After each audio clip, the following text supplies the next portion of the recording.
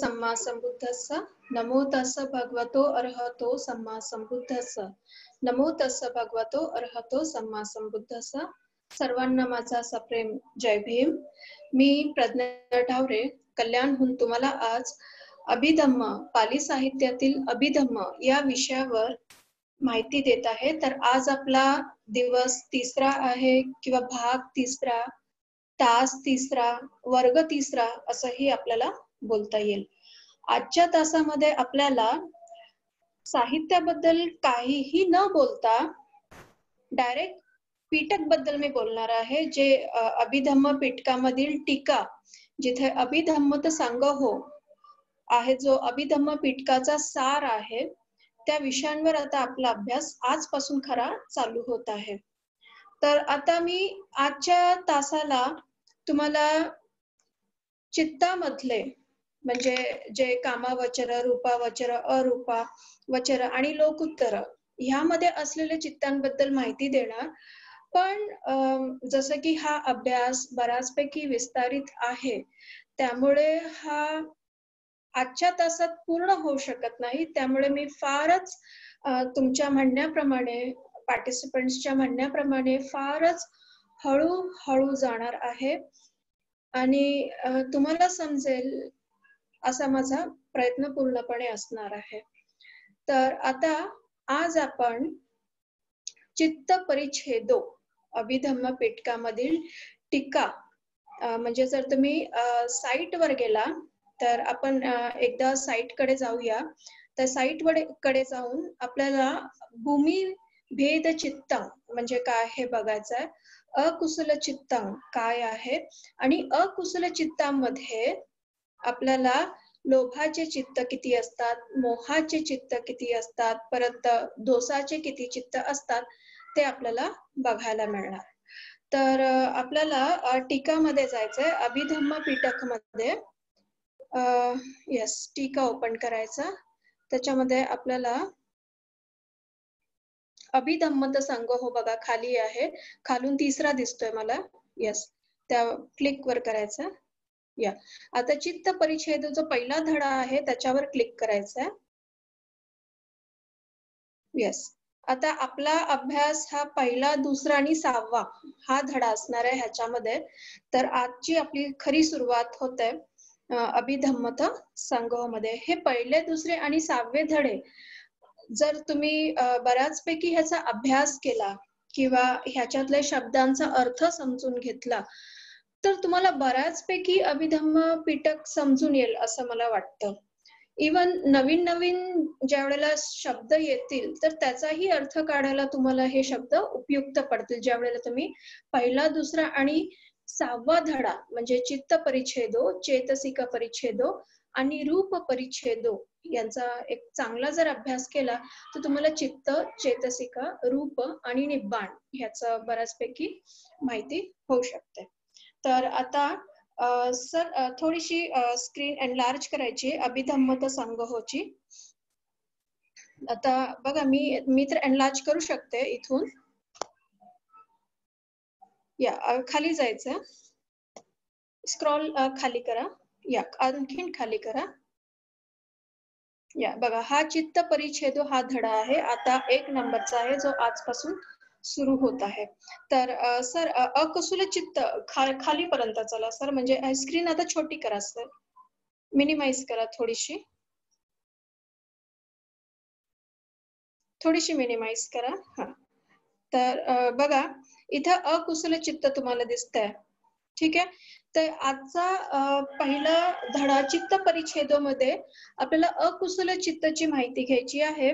त्याच्यानंतर तुम्हाला अहेतुक चित्त खाली काळ्या रंगामध्ये बोल्ड अक्षरात दिसत आहे, त्याची माहिती दुसऱ्या वर्गामध्ये घ्यायची आहे. आणि त्याच्यानंतर आहे शोभन चित्त. आणखीन जर खाली गेलो आपण तर तुम्हाला दिसेल, सर थोडंसं खाली जायचंय. शोभन चित्त बघा, इथं निळ्या रंगाने सरांनी त्याला रंग दिलेला आहे. हे असे 3 धडे आपल्याला कामावचर चित्ताचे शिकायचे आहेत, ज्याला आपल्याला स्पीड प्रमाणे हळूहळू आता शिकायचं आहे. तर आज मी फक्त पहिला जो पार्ट आहे अकुशल चित्त, त्याच्याकडे आज फोकस करणार. तर आजचा तास एकदम शांतपणे सगळ्यांनी ऐकून घ्यायचा आहे आणि विशेष म्हणजे नवीन शब्द ह्याच्यामध्ये तुम्हाला दिसतील.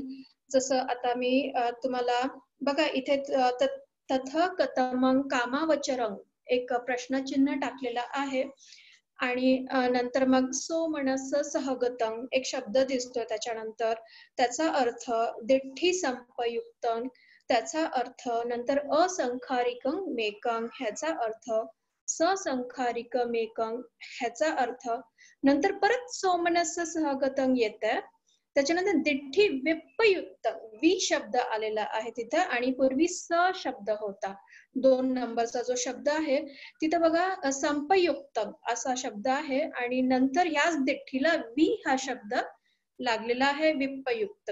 तर संपयुक्त विप्पयुक्त म्हणजे काय तर हे आपल्याला पुढे जाणायचं आहे. त्याच्यानंतर तुम्ही आणखीन एक असंखारिकं एकं नंतर ससंखारिकं एकं हे कॉमन शब्द आहेत. त्याच्यानंतर बघा उपेक्षा सहगतं येतोय शब्द. ओके तर उपेक्षा सहगतं म्हणजे काय हे आपल्याला शिकायचं आहे. तिथे पण तुम्हाला दिठ्ठीगतं विप्पयुक्तं वि शब्दाचा उल्लेख आहे तिथे जो स्क्रीनच्या थोडासा त्या साईडला गेलेला आहे पण नंतर दिसेलच जेमतेम.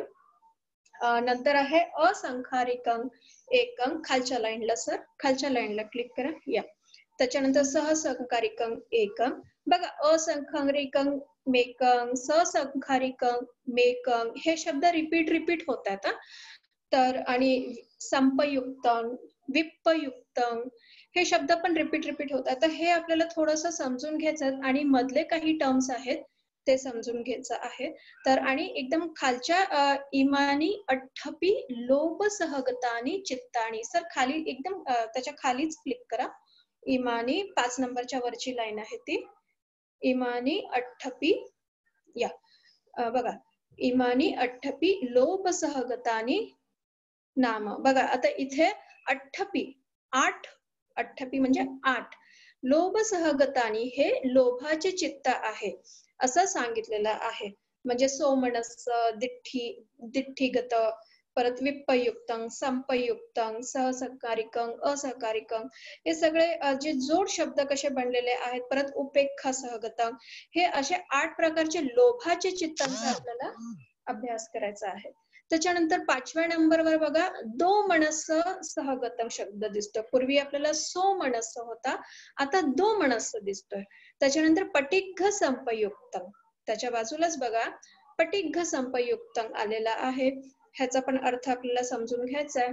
त्याच्यानंतर असंखारिकं एकं आहे परत सहसंखारिकं मेकंती असा शब्द आहे आणि इमानी द्वेपी पटिघ्घ नाम असे पटिघ्घ म्हणजे दोसाचे 2 चित्त आहेत. तर वर 8 चित्त दिसलेत खाली 2 चित्त दिसतात आणि हे 2 चित्त आपले दोसाचे आहेत. पहिले लोभाचे लोभ म्हणजे राग आणि खाली नंतर आहे पटिघ्घ पटिघ्घ म्हणजेच दोष राग दोष मोह जे मी तुम्ही पूर्वी सांगितलेलं होतं. एक फक्त मी तुम्हाला थोडंसं दाखवते पण तरी सुद्धा आता हळूहळू परत एकदा मी तुम्हाला परत एकदा सांगणार आहे ह्या गोष्टी. त्याच्यानंतर बघा 6व्या क्रमांकावर बघा उपेक्षा सहगतं विचिकिच्छा संपयुक्त विचिकिच्छा बघा हा शब्द पण पूर्वी गेला होता आपल्याकडून तर हा पण परत येतोय इथे. नंतर उपेग्घ सहगतं उदच्च संपयुक्त मेकंती इमानी द्वेपी मोह चित्तानी नाम बघा आता इथे मोहाच्या चित्तांचा उल्लेख केलेला आहे जिथे विचिकिच्छा आणि उदच्च हे 2 चित्तांच्या बाबतीत इथे सांगितलेले आहेत. पूर्वी आपल्याला लोभाचे 8 नंतर दोसाचे किंवा पटिघ्घाचे 2 आणि मोहाचे 2 असे 8 अधिक 2 अधिक 2 झाले 12. मग 7व्या नंबरवर झालं बघा इच्छेवं सबथापि द्वादश अकुशल चित्तानी समत्तानी बघा ह्याचा अर्थ काय आहे की अशा प्रकारे इथे पूर्णतः 12 अकुशल चित्त संपतात. हे 12 अकुशल चित्त आहे. ओके आणि तेच पुढे 8व्या नंबरवर अठ्ठदा लोभ मुलानी. आता ते 12 परत ते सांगतात. 8 लोभाचे, परत दोष मुलानीच द्विधा, दोषाचे 2, द्विधा शब्द आलेला आहे. परत खाली बघा, मोह मुलानीच द्वेती, मोहाचे 2, द्वादश अकुशला सियू, म्हणजे असे 12 अकुशल चित्त आहे. हे बघा, द्वादशा असं नाही बोलायचं आपल्याला. त्या बाजूला टर्म बघा तुम्ही, सीयू च्या बाजूला द्वादशा, किंवा वर पण बोल्ड मध्ये दिलेला आहे 7व्या नंबर मध्ये, द्वादशा कुशल चित्तानी, द्वादशा नाही बोलायचं. बघा, संधी आपल्याला तोडायची आहे. पालीमध्ये बऱ्याचपैकी शब्द जोड शब्द असतात, तर त्या शब्दांना तोडून आपल्याला त्याचा अर्थ काढायचा आहे. म्हणून द्वादश अकुशलानी असं आहे. तो जो काणा आहे ना, आय डोंट नो, आला काणाच बोलतात आय थिंक, तर दांड्याला, तर तो अचा आहे. द्वादश अकुशलानी चित्तानी, म्हणजे 12 अकुशल चित्तानी, असं 12 अकुशल चित्त. तर हे आता मी तुम्हाला एक छोटस माहिती करून दिलेली आहे की आजचा आपला अभ्यास एवढाच असणार आहे. ओके, तर आता आपण हळूहळू ह्या शब्दांचे अर्थ आपल्याला समजून घ्यायचे आहेत. त्याच्या अगोदर एक इंट्रोडक्शन परत दिलं जाईल तुम्हाला, की कामावचर मध्ये काय असतं आणि कसं कसं काय चालतं, हे चित्त कसे ह्यांचा उगम होतो. परत आपल्याला ह्या छोट्या छोट्या चित्तांचे परत आणखीन अर्थ समजून घ्यायचे, जसं सोमनस, दिठ्ठी, असंखारिकं, ससंखारिकं, उपेक्षा, पटिघ, लोभ मुलानी. ओके, नंतर मग आहे शेवटचं आहे विचिकिच्छा, उद्धच्च. असे हे 12 शब्द आहेत. त्या 12 शब्द कसे बनलेले आहेत त्याचा आपल्याला आता एक अभ्यास करायचा आहे. तर आजच्या तासाला आपण हा अभ्यास शिकणार आहोत. तर मी आता सुरुवात करते. बघा, जसं मी पूर्वी सांगितलेलं, चित्त हा चिती ह्या मूळ शब्दापासून ह्याची उत्पत्ती झालेली आहे किंवा उगम झालेला आहे. चिती म्हणजे टू थिंक, म्हणजे विचार करणे. बघा, काही शब्द मी परत आता बोलणार आहे, सो दॅट तुम्हाला लिंक लागेल आता चित्त ह्या शब्दाचं, परत आणखीन पुढे शब्द जे चाललेले आहेत त्याचं. तर आता चित्त म्हणजे काय? चित्त is that which is aware of an object. It is not that which thinks of an object, as the term implies. म्हणजे चित्त म्हणजे फक्त एक चित्त म्हणजे असं सांगितलेलं आहे की चित्त is that which is aware of an object, जो आपल्याला एक जागरूकता निर्माण करतो एखाद्या वस्तूबद्दल. म्हणजे आता आपल्या समोर समजा सीताफळ समोर दिसतंय, तर आपण पटकन त्याला ओळखतो की हा, हे सीताफळ आहे. आणि जर समजा तो जर सीताफळ नसेल, दुसरंच कुठलं तरी फळ किंवा फूल असेल, तर पटकन आपण त्या वस्तूला ओळखून घेतो.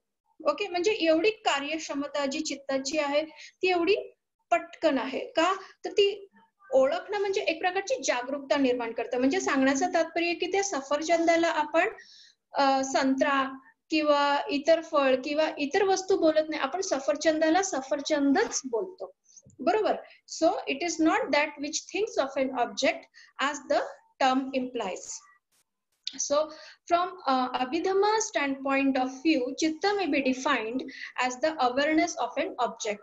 म्हणजे अभिधम्माच्या दृष्टिकोनाने चित्त however एक अवेअरनेस जागृत करतो एखाद्या वस्तूबद्दल. जसं मी परत सांगते तुम्हाला की समोर सफरचंद आहे, त्या सफरचंदला आपण संत्रा वगैरे बोलत नाही आहोत किंवा त्याला चिक्कू वगैरे बोलत नाही आहोत, त्याला काही गुलाब असं काही बोलत नाही किंवा इतर कुठली फळभाजी असं काही बोलत नाही आहोत. त्याला फक्त सफरचंदाला आपण सफरचंदच बोलतो. का तर आपलं चित्त जसं सफरचंद बघतं, पटकन तो जागरूक होतो त्या शब्दाकडे आणि म्हणून तो शब्द पटकन आपल्या मुखात येतो किंवा आपल्या स्मरणात येतो. ओके, आपण विचार करतो की हा हेच सफरचंद आहे. आता तुम्ही बघायला गेलं तर मॉलमध्ये तर भरपूर प्रकारचे आता सफरचंद आलेली आहेत. हिरवे सफरचंद आलेत. मी आता हिरवा सफरचंद बघितलेला आहे रिलायन्स मॉलमध्ये. परत लाल तर आपले भारतीय काश्मीरचे सफरचंद आपल्याला माहिती आहेत. पण वेगवेगळ्या प्रकारचे पण आता सफरचंद बघायला मिळतात. आता कसं असतं तुमच्याकडे काही वेगळं काही ठेवलं तर मग तुम्ही त्या वस्तूकडे बघितलं तर तुमची वैचारिक पातळी वाढते. तुम्ही विचार करता. तर ते विचार करण्याची जी वृत्ती आहे, जो तुम्हाला जागरूकता करते, ते चित्त हे काम करत असते जागृत करण्याचं. आता अभिधम्मामध्ये चित्ताचे भरपूर नाव आहेत. ह्याच चित्ताला चित्त, चेत, चित्पाद, नाम, मन, विज्ञान असंही बोललं जातं. बघा हे कधी कधी आता मी तुम्हाला पूर्वी नाम आणि रूप असं सांगितलं होतं. तर चित्तालाच नाम असं बोलतात, मनालाच चित्त असं बोलतात. परत परत पुढे आपण आणखीन पुढे गेलो तर विज्ञान असा एक शब्द येणार, तोही चित्तच आहे. तर असे बरेच शब्दांचा उल्लेख अभिधम्मामध्ये चित्ता संबंधित केलेला आहे, जो त्याचा समानार्थी शब्दच आहे. तर आता आपण एक थोडस ही जी स्क्रीन समोर दिसते ही थोडीशी वर घेऊया. आता त्याच्यामध्ये बघा भूमी भेद चित्तम, वर जायचं सर, खाली चाललं पण वर वर वर sir, no no opposite direction ना सर, सर हा. आता बघा इथे अजून थोडस वर चला. हॅलो सर, चित्त परिच्छेदो, वर वर न्यायचा तो शब्द सर, स्क्रॉल खाली करा. हा हा, येस येस, अजून चला. तो वरचं जे वाक्य आहे ना छोटस, ते जाऊ द्या वर. सबधा नाही नाही, वर जाऊ द्या, वर जाऊ द्या, वर जाऊ द्या. या ठीक आहे.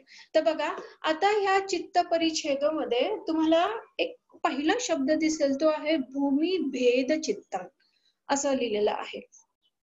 तर आता काय झालंय की भूमी भेद चित्त ह्या शब्दाचा अर्थ आता आपल्याला जाणून घ्यायचा आहे.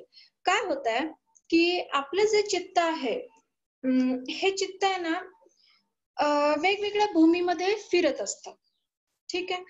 तर आता ह्या भूमीमध्ये फिरत असल्यामुळे ते भूमीद्वारे त्याचं विभाजन केलेलं आहे असं. तर आता कुठकुठल्या भूमीमध्ये हे चित्त फिरत असतं बघा. भूमी भेद, भेद म्हणजे विभाजन, आणि भूमीमध्ये बघा हे शब्द जरा उलटे पालटे लिहिलेले असतात. भूमी भेद चित्त म्हणजे सर्वप्रथम चित्ताचे भूमीद्वारे विभाजन केले आहे. या 4 भूमींचा उल्लेख अशा प्रकारे खाली दिलेला आहे. ज्या 4 भूमीमध्ये हे चित्त फिरत असतं त्या भूमींची नावं खाली दिलेली आहेत. बघा 3 नंबर मध्ये बघा आता, तथ चित्तं ताव चतुबिंबं होती. चित्त हे 4 ठिकाणी आपल्याला बघायला मिळतं किंवा फिरत असतं. तर ते कुठले? कामावचरं, रूपावचरं, अरूपावचरं, लोकोत्तरं, चेती. आता मी एक सिंपल एक्झाम्पल सांगते, जर तुम्ही कन्फ्यूज होत असाल. बघा जसं आपण रेल्वेने प्रवास करतो, ओके, तर रेल्वेने प्रवास करताना तुम्ही बघा एक CST किंवा VT एक स्टेशन आहे. नंतर मी डाऊन बोलते म्हणजे आपल्या दिशेने आपल्याकडे ट्रेन आहे त्याची. आणि त्याच्यानंतर समजा एक दादर स्टेशन लागतं जिथे चैत्यभूमी आहे. नंतर मग तिसरं स्टेशन पकडा, एक ठाणे स्टेशन आहे, आपला ठाणे जिल्हा. त्याच्यानंतर चौथा स्टेशन एक समजा आपला उल्हासनगरचं स्टेशन आहे, ओके, जिथं महामहिंद बुद्ध विहार आहे, ओके, जिथून हे लाईव्ह टेलिकास्ट चालू आहे. तर आता बघा की हे जे 4 स्टेशन मी सांगितलेत, हेच 4 स्टेशन कामावचर एक स्टेशन आहे, दादरचं स्टेशन म्हणजे रूपावचर एक स्टेशन आहे, ठाणे स्टेशन म्हणजे अरूपावचर एक स्टेशन आहे, लोकोत्तर म्हणजे उल्हासनगरचे जे स्टेशन आहे समजा ते लोकोत्तरचं स्टेशन आहे. आता हे 4 स्टेशन्स मध्ये आपलं हे चित्त फिरत असतं असं समजून जायचं आपण, ओके. तर आता होतं काय की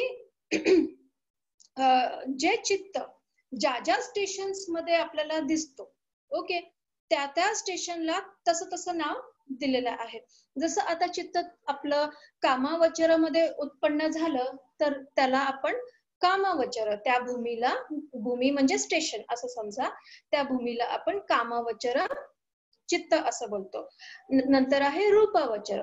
ह्या भूमीमध्ये ज्या वेळेला चित्ताची उत्पन्न होते त्यावेळेला तिथं रूपावचर चित्त असं म्हटलं जातं. त्याच्यानंतर आहे अरूपावचर. मग इथे ज्या वेळेला चित्ताची उत्पन्न होते त्यावेळेला त्याला अरूपावचर असं म्हटलं जातं. आणि लोकुत्तर चेती, बघा चेती हा जो शब्द आहे ना तो चित्ताशी संबंधित आहे. ओके ना. ते लोकुत्तर शब्द देऊन हे थांबलं असतं वाक्य. लोकुत्तर चेती म्हणजे इथे जे उत्पन्न चित्त झालेलं आहे त्याला लोकुत्तर चित्त असं म्हटलेलं जातं. म्हणजे हे जे चित्त 4 ठिकाणी उत्पन्न होतं तसं तसं त्याला नाव दिलेलं आहे. कामावचर चित्त, रूपावचर चित्त, अरूपावचर, लोकुत्तर चित्त. तर आता बघा लास्ट टाइम तर मी तुम्हाला ह्या सगळ्यांची व्याख्या सांगितलीच होती. कामावचर म्हणजे काय, रूपावचर म्हणजे काय, अरूपावचर म्हणजे काय आणि लोकुत्तर. पण आजच्या धड्यामध्ये मी फक्त कामावचरावरच बोलणार आहे. का तर आणखीन पुढे तुम्हाला कन्फ्यूज होणार आहे. तसं जेमतेम तर मी तुम्हाला एक छोटीशी माहिती पूर्वी दिलीच होती जी मी परत रिपीट करू इच्छित नाहीये. तर आता 4थ्या नंबरवर बघा किंवा ह्या वाक्यानंतर बघा अकुशल चित्त असा शब्द आपल्याला दिसत आहे. ओके. तर आता खरी अभ्यासाची सुरुवात आपली इथून होत आहे. तर बघा अकुशल चित्त. तर आता होतंय काय, पूर्वी बघा मी तुम्हाला एक कुशल चित्त, अकुशल चित्त, विपाक, किर्य चित्त अशा 4 प्रकारच्या चित्तांचा उल्लेख केला होता. बरोबर. मग आता होतंय काय, हे जे 4 चित्त आहेत ना हे 4 ठिकाणी फिरत असतात. म्हणजे एक सिंपल एक्झाम्पल जसं मी तुम्हाला सांगितलं विटी स्टेशन आहे, ठाणे स्टेशन आहे, दादर स्टेशन आहे, नंतर ठाणे स्टेशन आहे आणि नंतर उल्हासनगरचं स्टेशन आहे. आता होतंय काय की विटी स्टेशन मध्ये समजा 4 प्रकारच्या गाड्या फिरतात. ओके. समजा एक ट्रक फिरतो, एक बस फिरते, नंतर एक टॅक्सी फिरते, एखादी लॉरी वगैरे किंवा टेम्पो फिरतोय. ओके. हे 4 वाहनं तिथे फिरत असतात. तसेच 4 वाहनं दादरमध्ये पण फिरतात. तर त्याच्यातले काही 4 पैकी समजा 2 वाहनं ठाण्यामध्ये फिरतात. तर त्या 4 पैकी परत कुठले तरी 3 वाहनं शेवटच्या स्टेशनमध्ये म्हणजे उल्हासनगरमध्ये फिरतात. असं आपण एक जेमतेम समजायचं. आता होतंय काय की आता हे एक सिंपल टर्म मी तुम्हाला समजवण्याचा प्रयत्न केला. आता हेच कुशल, अकुशल, विपाक, किर्य हे जे चित्त आहेत हे 4 चित्त असेच या 4 भूमीमध्ये फिरत असतात. जसे कामावचरामध्ये कुशल, अकुशल, विपाक आणि किर्य चित्त फिरत असतात. नंतर मग रूपावचरामध्ये कुशल, विपाक, किर्य चित्त हे 3 चित्त फिरत असतात. नंतर अरूपामध्ये गेलं तर तुम्हाला कुशल, कुशल, विपाक आणि किर्य परत हे 3 चित्त दिसतील. पण मात्र ज्या वेळेला तुम्ही लोकुत्तराकडे गेला तर तुम्हाला फक्त कुशल आणि विपाक हे 2च प्रकारचे चित्त फिरताना दिसतील. तर अशा प्रकारे हे 4 चित्त कुशल, अकुशल, विपाक, किर्य हे 4 प्रकारचे चित्त 4 भूमीमध्ये फिरत असतात. तर मला वाटतं तुम्हाला आता हे थोडंसं कळालं असेल. तर आता 4 नंबर मध्ये बघा तथ कतमम कामावचर.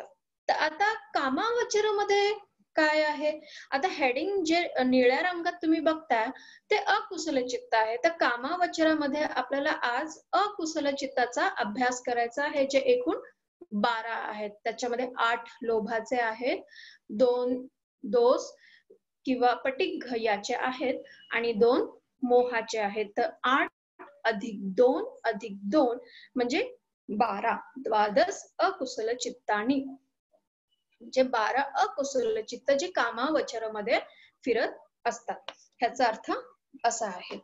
तर आता आपण कामावचर हे समजून घेऊया कारण ते बोल्ड मध्ये एकदम काळ्या ठळक अक्षरामध्ये दिलेलं आहे.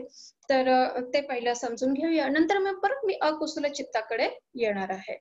आता कामावचर बघा आता हे 4 भूमीपैकी पहिलं भूमी एक आहे जिथं आपले हे चित्त 4 चित्त फिरत असतात. ओके. तर आता हे कामावचर काय आहे. ओके. तर पूर्वी मी तुम्हाला ह्याची व्याख्या सांगितली होती काम अधिक अवचर म्हणजे जिथं काम तृष्णा आहे किंवा आसक्ती आहे अशाशी हे कामावचर संबंधित आहे. म्हणजे जिथे आवाज म्हणजे आपलं जे मन आहे एक एखाद्या गोष्टीला अटॅच आहे, संबंधित आहे. मग तो आवाज असू दे, गंध असू दे, चव असू दे किंवा स्पर्श असू दे. म्हणजे मी तुम्हाला एक छोटे-छोटे एक्झाम्पल सांगितलं बघा, की आवाज, आवाज म्हणजे आता बाबासाहेबांच्या जयंतीला बघा मिरवणूक निघते, तर काही लोकं डीजे प्रिफर करतात, त्याच्यावर डान्स करतात. मग ती एक प्रकारची आसक्ती तो निर्माण करतो आवाजाबद्दल. नंतर आहे गंध. मग काही दुर्गंध असतो, काही सुगंध असतो. कुणाला चंदनाची अगरबत्ती आवडत असते, कुणाला वेगवेगळा लिंबूचं फ्लेवर वगैरे, साबण वगैरे आवडत असतो. तर हा गंधाची तुम्ही एक तुम्ही नव्हे, आपण सगळे एक आसक्ती निर्माण करतो. ओके. नंतर चव. चव म्हणजे जसं मला गोडच खायला आवडतं. ओके. मला गुलाबजामच आवडतं. मला जिलेबीच खायला आवडतं. मला असं म्हणजे आंबट वगैरे किंवा तिखट वगैरे खायला आवडत नाही. तर ही एक पण एक आसक्ती आपण निर्माण केलेली आहे. नंतर स्पर्श. जशी कामतृष्णाची एक आसक्ती असते. तसंच मी तुम्हाला काही आणखीनही स्पर्श सांगितलेला. एक खरबरीत स्पर्श असतो, एक स्मूथ स्पर्श असतो असा. तर हे सगळं कामावचरामध्ये ह्या गोष्टी आसक्तीच्या चालत असतात. आणि म्हणून इथे एकूण जसं मी तुम्हाला सांगितलेलं, की चित्ताचा जर अभ्यास केला तर एकूण एकूण 89 किंवा 121 चित्तांचा उल्लेख अभिधम्मामध्ये केलेला आहे. आता ते त्याच्यामधून 89 और 121 एकूण 90 किंवा किंवा शब्द बोलते किंवा आणि शब्द बोलत नाहीये मी किंवा 121. आता ज्यावेळेला मी 89 आणि 121 हे दोन नंबर्स सांगत आहे. तर बघा त्याच्यामध्ये काय आहे की 121 बद्दल आपण थोडंसं नंतर जाणून घेऊया.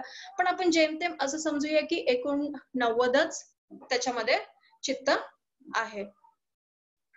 तर आता ह्या 89 मधून 89 हे सगळे चित्त कामावचरामध्ये फिरतात, रूपावचरामध्ये फिरतात, अरूपामध्ये फिरतात, लोकोत्तरामध्ये पण फिरत असतात.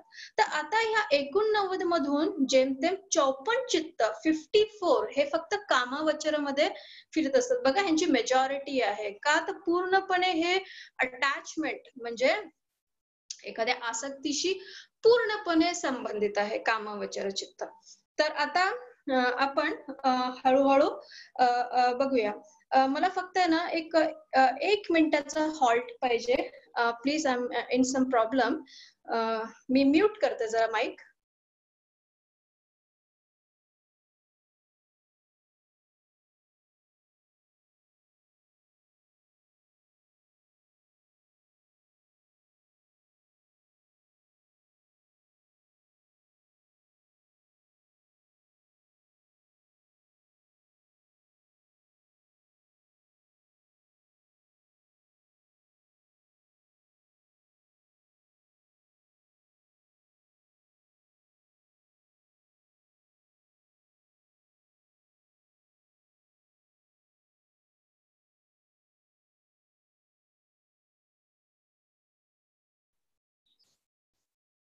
या आता आय एम सॉरी थोडासा एक प्रॉब्लेम होता माझा.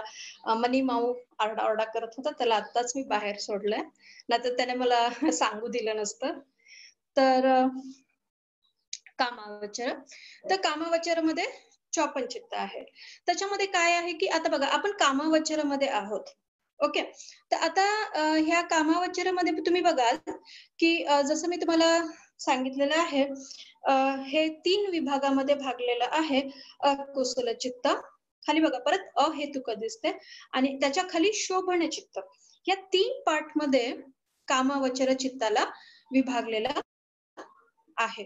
आता सर्वात प्रथम तुम्हाला अकुशल चित्त दिसतंय. ठीक आहे. इथे 12 चित्तांचा उल्लेख केलेला आहे.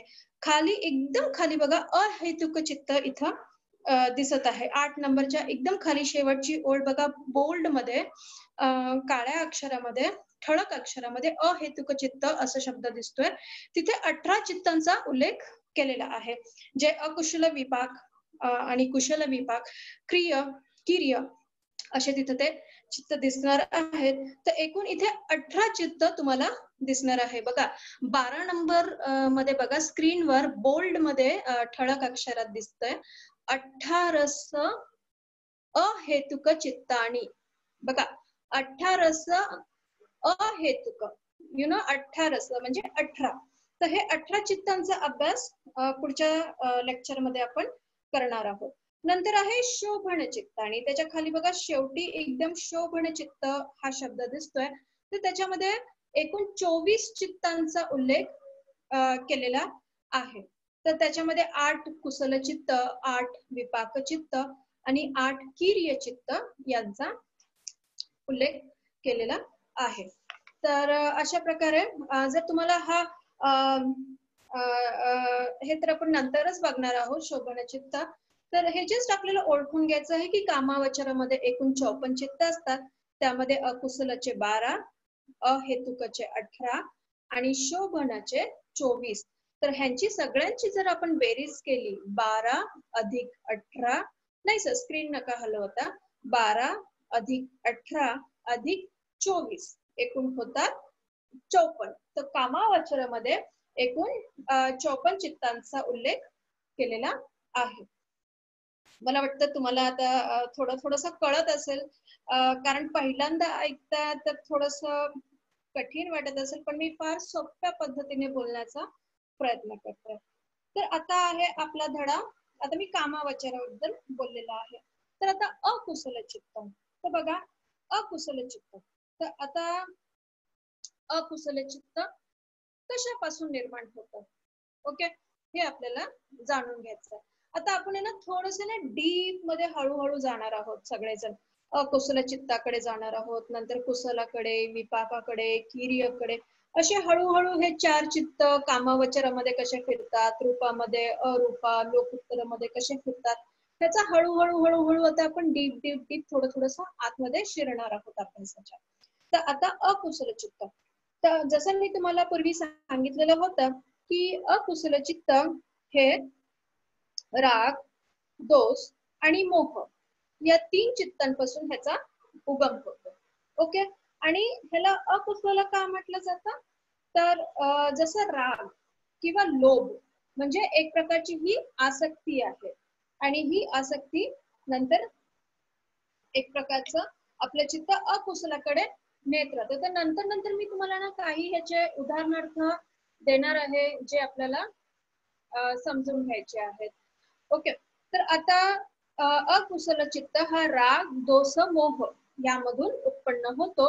राग म्हणजे अटॅचमेंट. ह्याच रागाला दुसरा शब्द आहे लोभ, जो तुम्हाला परत ह्या समोर दिसतोय, लोभ सहगता आणि नाम, किंवा शेवटी 8 नंबर मध्ये बघा अठ्ठदा लोभ मुलानी असं दिसतो. 8 नंबर मध्ये बघा अठ्ठदा लोभ हा शब्द दिसतोय आपल्याला. येस. तर बघा तोच राग आहे. ओके. त्याला लोभ सुद्धा बोललं जातं. नंतर दोष, दोष किंवा पटिग्घ, त्याच्याच बाजूला दोष मुलानी शब्द दिसतोय. तर ह्याला पटिग्घ असाही शब्द, दुसरा शब्द बोलला जातो, जो 5 नंबर मध्ये 5 नंबरच्या वाक्यामध्ये पटिग्घ संपयुक्त असं तुम्हाला कुठेतरी हा वर दिसेल बघा 5 नंबर मध्ये. येस. 5 नंबर मध्ये 2 नंबरचा शब्द बघा सर, दो मनस सहगतं पटिग्घ, हा कॉर्नरला गेला थोडासा, तो स्क्रीन पहा. पटिग्घ. ओके. ह्याच दोषला पटिग्घ, त्यांनी बघा खाली पटिग्घ शब्द नाही घेतलेला आहे. ओके. त्यांनी त्याला दोष बोललेला आहे, म्हणजे हे समानार्थीच शब्द आहेत, पण थोडासा बोलताना किंवा उदाहरणार्थ देतो ना थोडासा एक बदल होतो, पण मात्र त्याची दिशा एकच आहे. तर तो आहे पटिग्घ. नंतर आहे मोह, ज्याला आपण इग्नोरन्स किंवा वाईट इच्छा ह्याला बघतो बोलतो. मी तुम्हाला पटिग्घचा अर्थ नाही सांगितला. पटिग्घ म्हणजे तिरस्कार करणे, तिटकारा, हेट्रेट, एखाद्याला दोषी ठरवणे. आपण बोलतो ना, आपण दोष देतो मराठीत, तर तोही दोष आहे, तोही पटिग्घ आहे. नंतर आहे मोह. मोह म्हणजे इग्नोरन्स, वाईट इच्छा व्यक्त करणे. ओके. तर इग्नोरन्स बद्दल मी तुम्हाला पूर्वी सांगितलं होतं, त्याचाही थोडासा आता अभ्यास आपण आणखी पुढे करणार आहोत. आता होतंय काय की ज्या अकुशल चित्ताला मी तुम्हाला ज्याचं 3 चित्तातून उगम होते, राग दोष मोह. आता या राग दोष मोहला आणखीन डीप मध्ये आपण थोडासा एक अभ्यास करणार आहोत की लोभ शब्द ह्याचा उगम कुठून झालेला आहे आणि त्याचा अर्थ काय आहे, जेणेकरून लोभ हा शब्द आपण बोलतोय. तर त्याला 3 मूळ असे बोलतात जे अकुशल चित्ताचे आहेत किंवा इंग्लिश मधून 3 रूट्स असे बोलले जातात. तर पहिला आहे लोभ. ओके, त्याच लोभ हा लोभ ह्याचा मूळ शब्द लभ ह्याच्यामधून उत्पन्न झालेला आहे. सर मला स्क्रीन शेअर नाही करता येणार ना सर? किंवा सर स्क्रीन तुम्ही दाखवू शकता का सर? कोणाचे मॅडम? म्हणजे मला मला मला मला दाखवा, माझ्याकडे लिहिलेलं आहे ते मी दाखवण्याचा प्रयत्न करते. Okay, just a minute. तुम्ही म्हणजे कॅमेराने अँगल चेंज करणार आहे का? नाही, मी लिहिलेलं आहे ते मला लोकांना दाखवायचं, पार्टिसिपेंट्सला दाखवायचं आहे.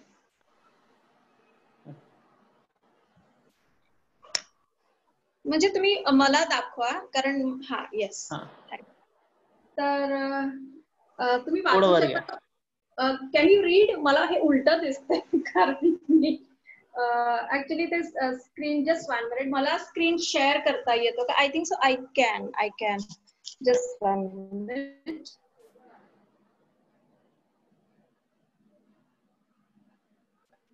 या सगळेजण बघू शकता का? हो, बघू शकता मी काय लिहिलेलं आहे? हो हो. Okay fine. तर असंच थोडंसं समजण्याचा प्रयत्न करा. बघा ना. हॅलो, वर्टिकली ठेव. ओके, वर्टिकली ठेव. ओके, या फाईन.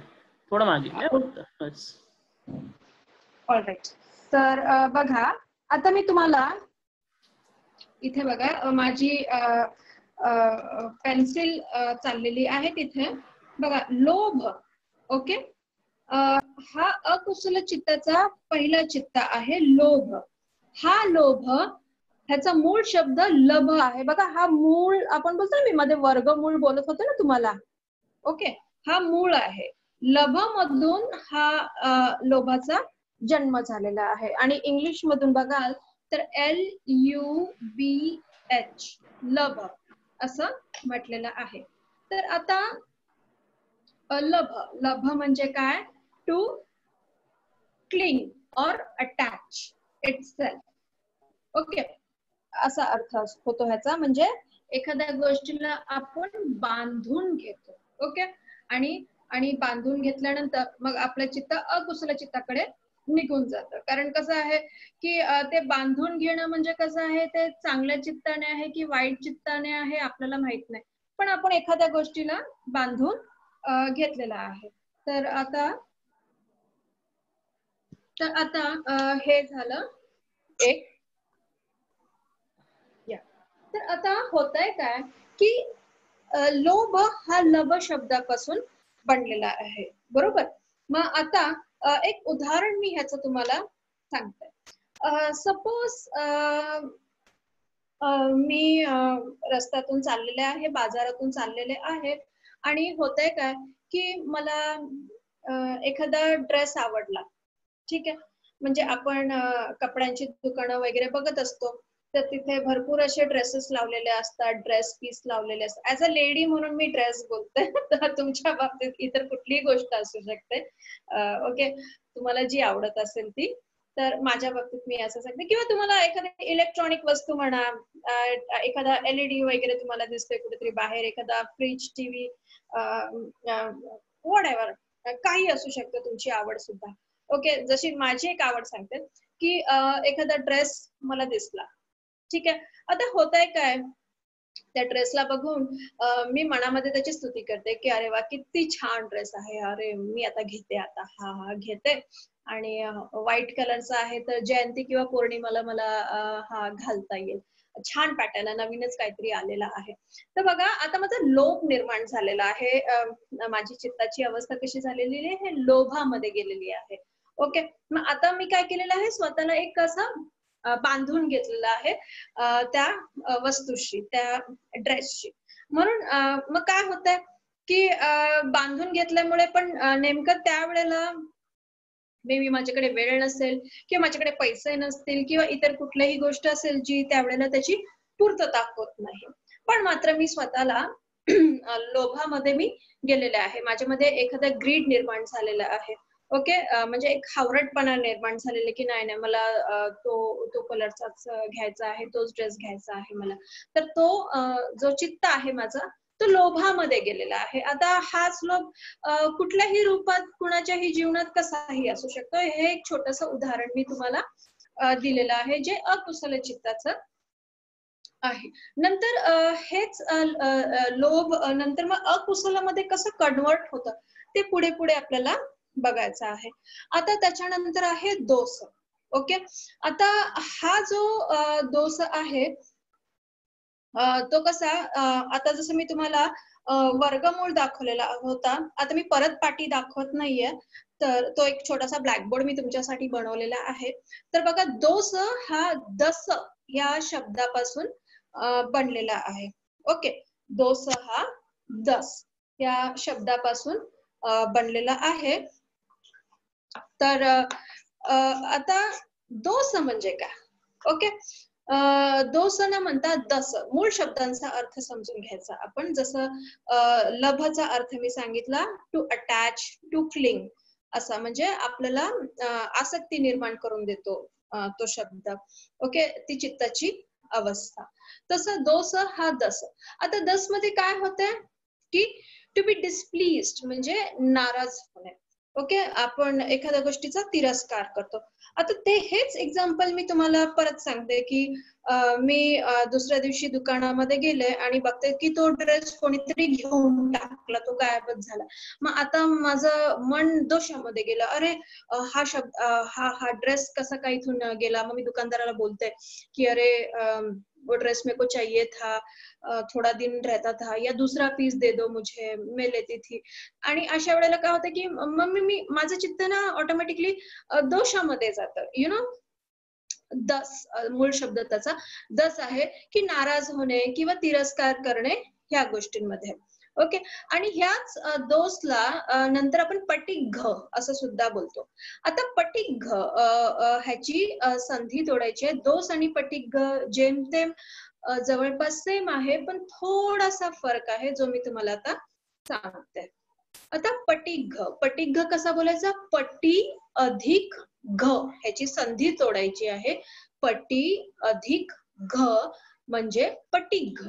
ओके, तर आता ह्या पटिघ मध्ये काय होतंय की पटी, पटी म्हणजे च्या विरुद्ध, त्याच्या विरुद्ध असं.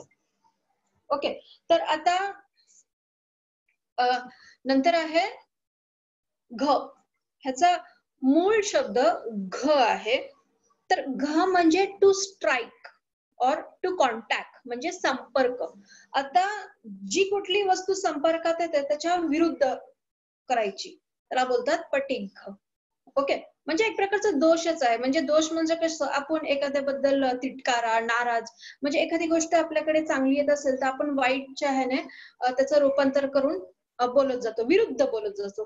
तसंच पटिघ, पटी म्हणजे च्या विरुद्ध, अगेन्स्ट, आणि घ म्हणजे to strike. Okay, to contact असं. जो संपर्क होत असेल, जो कॉन्टॅक्ट तुमच्याकडे होत असेल त्याच्या विरुद्ध. ह्याचं एक एक्झाम्पल तुम्हाला सांगते जर कळत नसेल. जसं दोषाचं मी तुम्हाला सांगितलं की दुकानदारालाच मी परत दोष देत बसले, माझं मन अकुशलाकडे जात गेलं. कारण पहिली गोष्ट मी रागामध्ये किंवा लोभामध्ये त्या ड्रेस बद्दल आसक्ती निर्माण केली आणि दुसऱ्या दिवशी तो मला नाही मिळाला तर माझं चित्त दोषामध्ये निघून गेलं. ओके, आता पटीक मध्ये कसं जाते माझं चित्त बघा, की आता तो माणूस आहे ना दुकानदार, तो मला फार सौम्यपणे समजावण्याचा प्रयत्न करतो, की मॅडम पुढच्या आठवड्यात हा परत ड्रेस पीस येणार आहे, तुम्ही घ्या, थोडं थांबा, हा येणार आहे आणि तो कलर तुम्हाला मिळणार आहे परत. तर तसा काही प्रॉब्लेम नाहीये, गेला असेल तर, पण तो तुम्हाला परत मिळेल, पण एक आठवड्याने. पण माझं चित्त एवढं अकुशलमध्ये गेलेलं आहे, की परत तो जे काही बोलेल त्याच्या विरुद्धच मी बोलणार. नाही, नाही, नाही, नाही, नाही, नाही. अहो, आमची जयंती येते आता, ती जेमतेम 2-3 दिवसावरच आहे आणि तो ड्रेस पीस मला पाहिजेच होता आणि आता तो कधी मला मिळणार शिवून वगैरे, किंवा जो रेडीमेड असेल तर मी कधी घालणार आणि कधी तो 1 आठवड्याने येणार. म्हणजे तो जे काही वाक्य बोलतो ना, त्याच्या विरुद्धच मी बोलणार. ओके. घरामध्ये ना असे खूप वाद संवाद आमच्याही घरी मला बघायला मिळतात, तुमच्याही असेल. माझ्या ऑफिसमध्ये पण बघा, काही काही लोक असे असतात, कुणाला काही चांगलं बोलायला गेलो ना, अरे बाबा हे असं करा तसं करा, ह्या वेळेला हे काम व्हायला पाहिजे माझं, हे काम आपण ह्या वेळेला करूया, तर त्याच्या विरुद्धच बोलायचं. नाही नाही मॅडम, नंतरच करायचं, मला हे काम आहे किंवा मला हे करायचं, मला तमकं ते करायचं, किंवा मला लवकरच जायचं, किंवा मी येणारच नाहीये. म्हणजे जे काही चांगलं काही बोलायला गेलो त्याच्या विरुद्ध, म्हणजे पटीक अशी चित्ताची अवस्था ह्या लोकांची असते. इव्हन तुम्ही घरात पण बघा, लहान मुलांमध्ये पण पटीक हे विचार दिसतात. कधी सासू सुनांमध्येही दिसतात, की सासू म्हणते, अरे सुनेला की कुकर अशा पद्धतीने लावायचा, असं कर, पण त्याच्या विरुद्ध बोलायचं. ओके, मग सून काय म्हणलं, नाही नाही नाही नाही, आमच्याकडे अशीच पद्धत आहे, आम्ही असाच लावतो. ओके, त्या कुकर मधली जाळी आम्ही उलटी पालटी कशी ठेवतो ते आमच्या आमच्या पद्धतीनेच आम्ही ठेवणार आणि आम्ही असंच काम करणार. हा, तर हे विरुद्ध बोलणं. ओके, म्हणजे जी गोष्ट तुमच्याकडे जवळ येते त्याच्या विरुद्ध बोलणं, पटीघ. ओके, ह्या पटीघचा अर्थ असा आहे. आणि म्हणून मग आपलं चित्त हे अकुशलाकडे वळत जात. नंतर आहे मोह.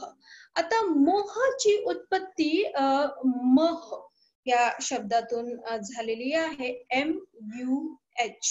ओके, इंग्लिश मधून तो वर्ग आणि MUH मोह. मोह in simple Marathi I am speaking. To delude म्हणजे फसवणे. ओके, मोह, महचा अर्थ आहे फसवणे, म्हणजे स्वतःलाच आपण फसवत असतो ह्या चित्तामध्ये. आता जसं मी पहिल्या तासामध्ये मोहाची व्याख्या अशी सांगितलेली, that clouds and object and blinds the mind. एक म्हणजे एक प्रकारचं एक धुकंच सावट आपल्या डोळ्यासमोर येतं आणि आपण दिशाहीन होऊन जातो. आपल्याला हेच कळत नसतं की हे आनंदाने आपण करतोय की दुःखाने आपण करतोय. ह्याचंच एक चांगलं उदाहरण मी एका दारू पिणाऱ्या माणसाचं दिलं होतं, की नेहमी तो दारू पित राहतोय. ओके, मग तो दुःखामध्ये पितोय की आनंदामध्ये पितोय हे त्याला काहीच माहित नसतं, पण त्याला एवढी सवय लागलेली असते त्या दारूची की दारूशिवाय त्याचं जेमतेम जीवनच पुढे सरकत नाही. मग हे असं चित्त फारच हानिकारक असतं आणि कृपया कोणी मोह या चित्तामध्ये जाण्याचा प्रयत्न करू नका, कारण चित्ताची अवस्था एक प्रकारची दाबली गेलेली असते, त्याच्यामध्ये ते ढग आलेलं असतं आपल्या मनावर, जे आपण दिशाहीन होऊन जातो, आपल्याला कळत नसतं की आपल्याला कुठे जायचं आहे असं. तर हा आहे मोह, ज्याचा उगम मोह या शब्दामधून आलेला आहे. आता बघा पार्टिसिपंट्स, मी तुम्हाला मूळ शब्द सांगते. आता मी मे बी नेक्स्ट वीकला तुमचा एक पेपर सेट करणार आहे, तर हे मूळ शब्दांचा प्रश्न पण मी तुम्हाला विचारणार आहे किंवा त्याचा अर्थ पण विचारणार आहे. तर थोडंसं ऐकण्याचा, समजण्याचा थोडासा एक प्रयत्न करावा तुम्ही. ओके, तर आता आपण काय आहे की आता मी तुम्हाला ना इथे ना आता जेमतेम एक 10-12 जे शब्द आहेत त्याचा अर्थ मी सांगणार आहे, जे अकुशल चित्तामध्ये आहेत, त्या धड्यामध्ये आहेत. पण काय आहे की मी इथे सांगत जाणार आणि तुम्हाला ते ऐकणार, तुम्हाला कळणार, पण ते पटकन उडून जाणार. इट्स अ व्हेरी वॉलेटाईल, ज्या वेळेला आपण पहिल्यांदा नवीन गोष्ट एखादी शिकतो तर ती पटकन ती कळते, पण ती आपल्या स्मरणात तेवढी राहत नाही. त्यामुळे त्याचं चिंतन मनन करणं फार गरजेचं आहे. ज्याला आपण पाठ करणे बोलतो, पण पाठ करण्यापूर्वी त्याला समजणंही तेवढंच गरजेचं आहे असं. तर आता मी तुम्हाला हळूहळू काही पुढे शब्दांकडे नेणार आहे आणि ते शब्द आपल्याला परत www.tipikaकडे tipitaka.org कडे जायचं आहे आणि तिथून आपल्याला ते शब्द मी तुम्हाला दाखवणार आणि त्याची माहिती परत सांगण्याचा प्रयत्न करणार किंवा नाहीतर इट्स ओके, तुम्ही स्क्रीन शेअर करू नका सर, जस्ट वेट.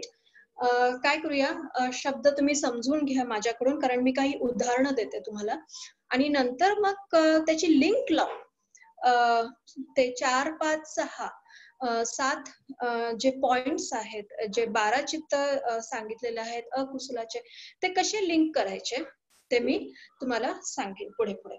तर आता बघा, पहिलं आहे आता हे 3 मूळ अकुशल चित्ताचे मी तुम्हाला सांगितले, राग, दोष आणि मोह. दोष म्हणजे पटिंग सुद्धा. आता त्याच्या पुढे आहे सोमनस. ओके, तर तिकडे बघा एक वाक्य होतं, तथ कतमं कामावचरं सोमनस सहगतं दिठ्ठी संपयुक्तं. ओके, सोमनस. तर सोमनसाची व्याख्या कशी दिलेली आहे, सुंदर मनो सुमनो सुमनस भाव. म्हणजेच सुंदर चित्ताला सोमनस म्हटलं आहे. ओके, तर आता सुंदर चित्त म्हणजे काय? ओके, हे समजून घ्यायचं आहे. असं चित्त जे प्रसन्न आहे, आनंदित आहे, जे प्रिय आहे, असं चित्त. ओके, एक एक्झाम्पल सांगते तुम्हाला. समजा तुम्ही एक निसर्गरम्य ठिकाणी कुठेतरी फिरायला गेला, समजा तुम्ही काश्मीरमध्ये गेला, ओके, किंवा केरळला गेला, निसर्गरम्य. ओके, ते निसर्ग बघून तुम्हाला खूप आनंद वाटला. अरे काय निसर्ग आहे, किती सुंदर, किती छान झाडं आणि किती सुंदर ती फुलं. ओके, तर काय झालं की तुमचं चित्त कसं झालेलं आहे, आनंदित झालेलं आहे, सोमनस झालेलं आहे, म्हणजे खूप आनंदित झालेलं आहे. ओके, आणि त्याच्याच विरुद्ध जे चित्त आहे ते आहे दोमनस. आता दोमनसला कसं म्हटलेलं आहे, दुठ्ठू मनो दुमनो दुमनस भावो दोमनस. म्हणजे दुष्ट मनाच्या भावाला दोमनस म्हटलेलं आहे. म्हणजे आता बघा, इथे जे चित्त होतं सोमनस, ते कसं होतं, आनंदित होतं, प्रसन्न होतं, प्रिय होतं. त्याच्याच विरुद्ध दोमनस असतं, म्हणजे जो वाईट आहे, जो वाईट मनाचा चित्त आहे, मनाचा नाही, जो वाईट चित्त आहे, जो अआनंदित आहे, जो अप्रिय आहे. ओके, जो अआनंदित आहे, त्याला आनंदच होत नाही आहे, असा तो दोमनस असतो, म्हणजे वाईट मनाचा असा तो चित्त आहे. ओके, मग नंतर आहे सोमनस सहगतं. आता सहगतं म्हणजे काय, सहगतं म्हणजे जे ससृष्ट आहे. आता ससृष्ट ह्या शब्दाचा अर्थ एक समजून घ्या. एक प्रकारचं ही एक वेदना आहे किंवा फिलिंग आहे, म्हणजे त्या शब्दाशीच ती लागून असते. ओके, म्हणजे आता जर समजा 2 नद्या आहे आपल्या देशात, ज्या मोठ्या नद्या आहेत, गंगा आणि यमुना, या 2 नद्या आपल्या देशामध्ये वाहत असतात. ओके, पण ज्या एका कुठल्या तरी गावामध्ये, मला वाटतं प्रयागमध्ये का कुठेतरी, ह्या 2 नद्या एकत्र येतात. ओके, आणि एकत्र आल्यानंतर काय होतं की इट इज व्हेरी डिफिकल्ट, फार कठीण होतं की ज्या वेळेला 2 नद्यांचा संगम होतो, तर कुठलं पाण्याचा प्रवाह, म्हणजे जे पाणी मिसळलं जातं 2 नद्याचं, मग तिथून आपल्याला शोधणं फार कठीण होतं की कुठलं पाणी कुठल्या नदीचं आहे. आता का, तर 2 नद्यांचं पाणी एकत्र आलेलं आहे, प्रवाह आता एकच झालेला आहे, तर तिथून आपण सांगू शकत नाही की हे गंगेचं पाणी आहे का हे यमुनेचं पाणी आहे, कारण ते मिसळलेलं आहे. तर त्याला आपण सहगतं बोलतो, म्हणजे त्याच्या सोबतच हे एकत्र झालेलं आहे असं. तर तसं सोमनस सहगतं म्हणजे एक त्याच्याबरोबरच ती फिलिंग आहे किंवा ती वेदना आहे, ती तो एक स्वभाव आहे, यु नो, त्या चित्ताचा, तो त्याच्याच बरोबरच एक लागून राहिलेला आहे, सहगतं. ओके, असं. मग नंतर आहे दिठ्ठी. आता तुम्ही त्या धड्यामध्ये बघितलेलं असेल दिठ्ठीगत संपयुक्तम, दिठ्ठी हा शब्द होता. आता अकुशल चित्तामध्ये दिठ्ठी म्हणजे काय, तर दिठ्ठी हा दिस ह्या मूळ शब्दामधून निघालेला आहे. तो वर्गमूळ मी काढला होता दिस. ओके, DIS इंग्लिश मधून, आणि द आणि छोटी ई आणि स, दिस ह्या शब्दामधून दिठ्ठी या शब्दाचा सॉरी इथं दिस आहे आणि इथून दिठ्ठीचा उगम झालेला आहे. आता दिस म्हणजे टू सी, टू परसीव म्हणजे समजणे. ओके, असं आहे. तर आता इथे दिठ्ठी अकुशल चित्तामध्ये असल्यामुळे इथे मिच्छा दिठ्ठीचा उल्लेख केलेला आहे. आणि तसं बघायला गेलो तर दिठ्ठी ह्या दोन प्रकारच्या असतात, सम्मा दिठ्ठी आणि मिच्छा दिठ्ठी. पूर्वी मी सांगितलं होतं सम्मा दिठ्ठी म्हणजे राईट व्ह्यू, म्हणजे चांगला दृष्टिकोन, आपण बोलतो ना ह्याचा चांगला दृष्टिकोन आहे. आणि मिच्छा दिठ्ठी म्हणजे रॉंग व्ह्यू म्हणजे वाईट दृष्टिकोन, की ह्याचा ह्या बाबतीत किंवा ह्या निर्णयामध्ये त्याचा दृष्टिकोन हा वाईट आहे, चुकीचा आहे, असं आपण बोलतो.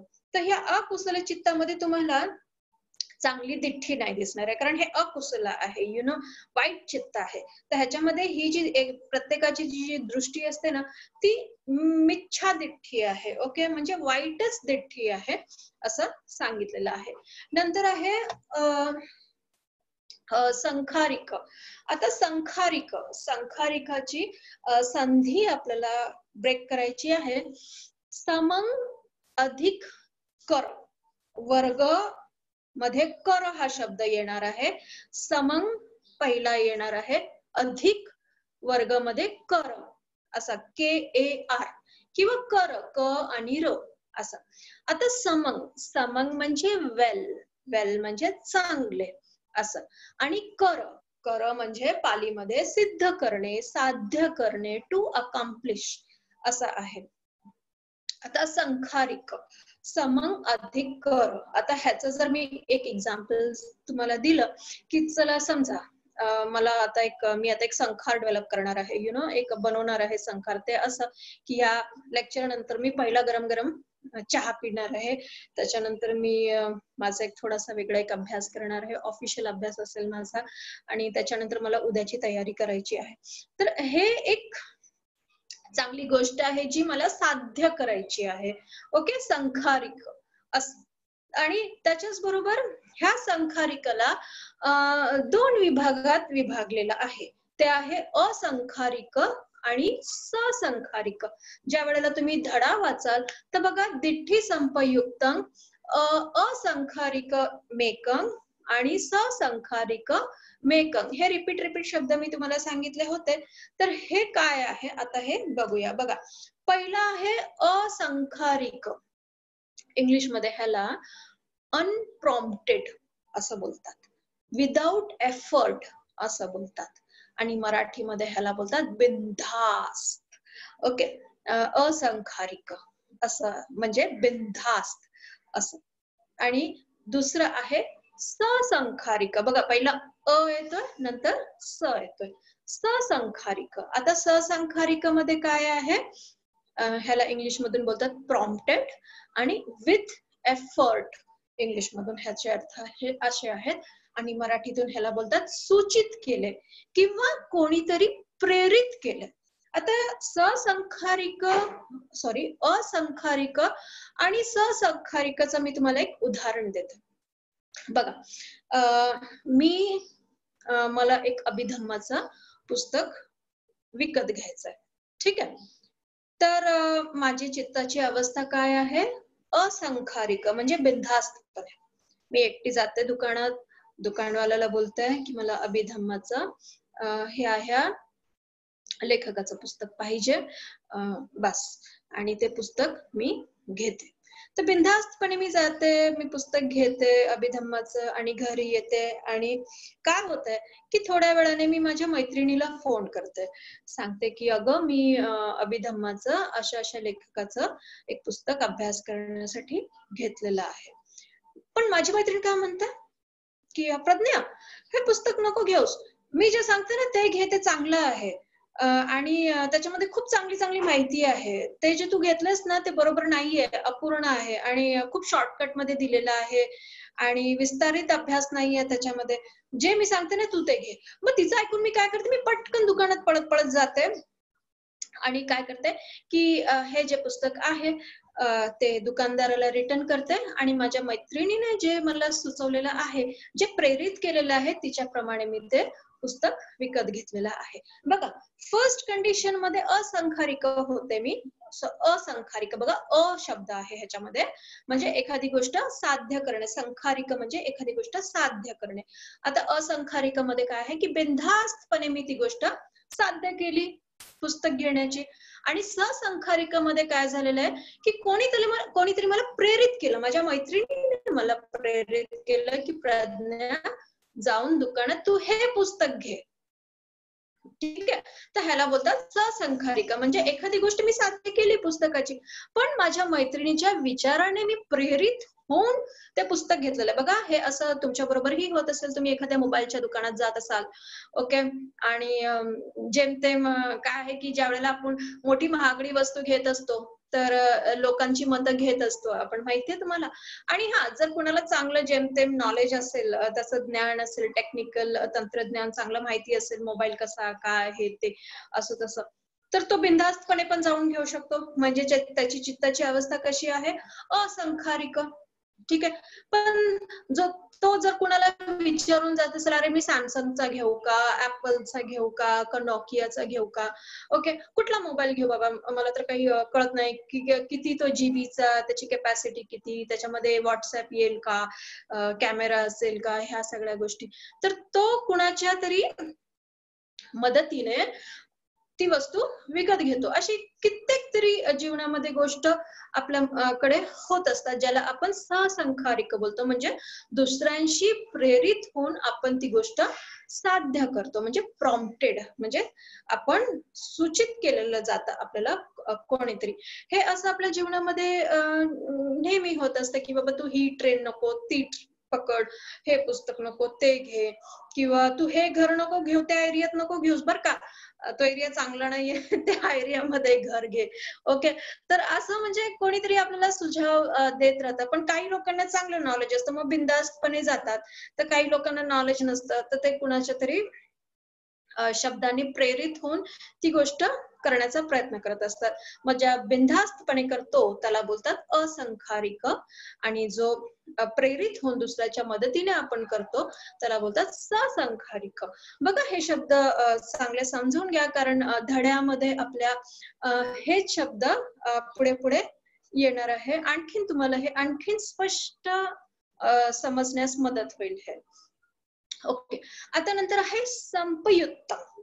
ओके, संपयुक्तम. आता सो मनस सहगतम, दिठ्ठी संपयुक्तम. आता मी तुम्हाला पहिल्या वाचतानाच सांगितलेलं संपयुक्तम बघा, विप्पयुक्तम बघा. आता संपयुक्तम म्हणजे काय, दिठ्ठीचा अर्थ तर मी तुम्हाला सांगितलेला आहे, म्हणजे टू परसीव्ह, समजणे.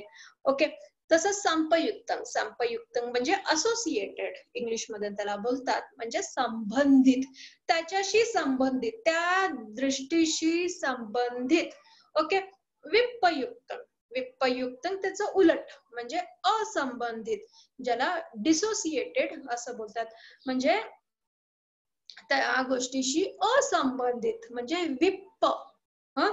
संप विप्प. संपयुक्तम म्हणजे असोसिएटेड, संबंधित, आणि विप्पयुक्तम म्हणजे असंबंधित, डिसोसिएटेड, इंग्लिश मधून असं बोललं जातं. ठीक आहे, आता पुढे आपल्याला उपेक्षाकडे वळायचं आहे. आता उपेक्षा बघा, आता उपेक्षा म्हणजे काय, तर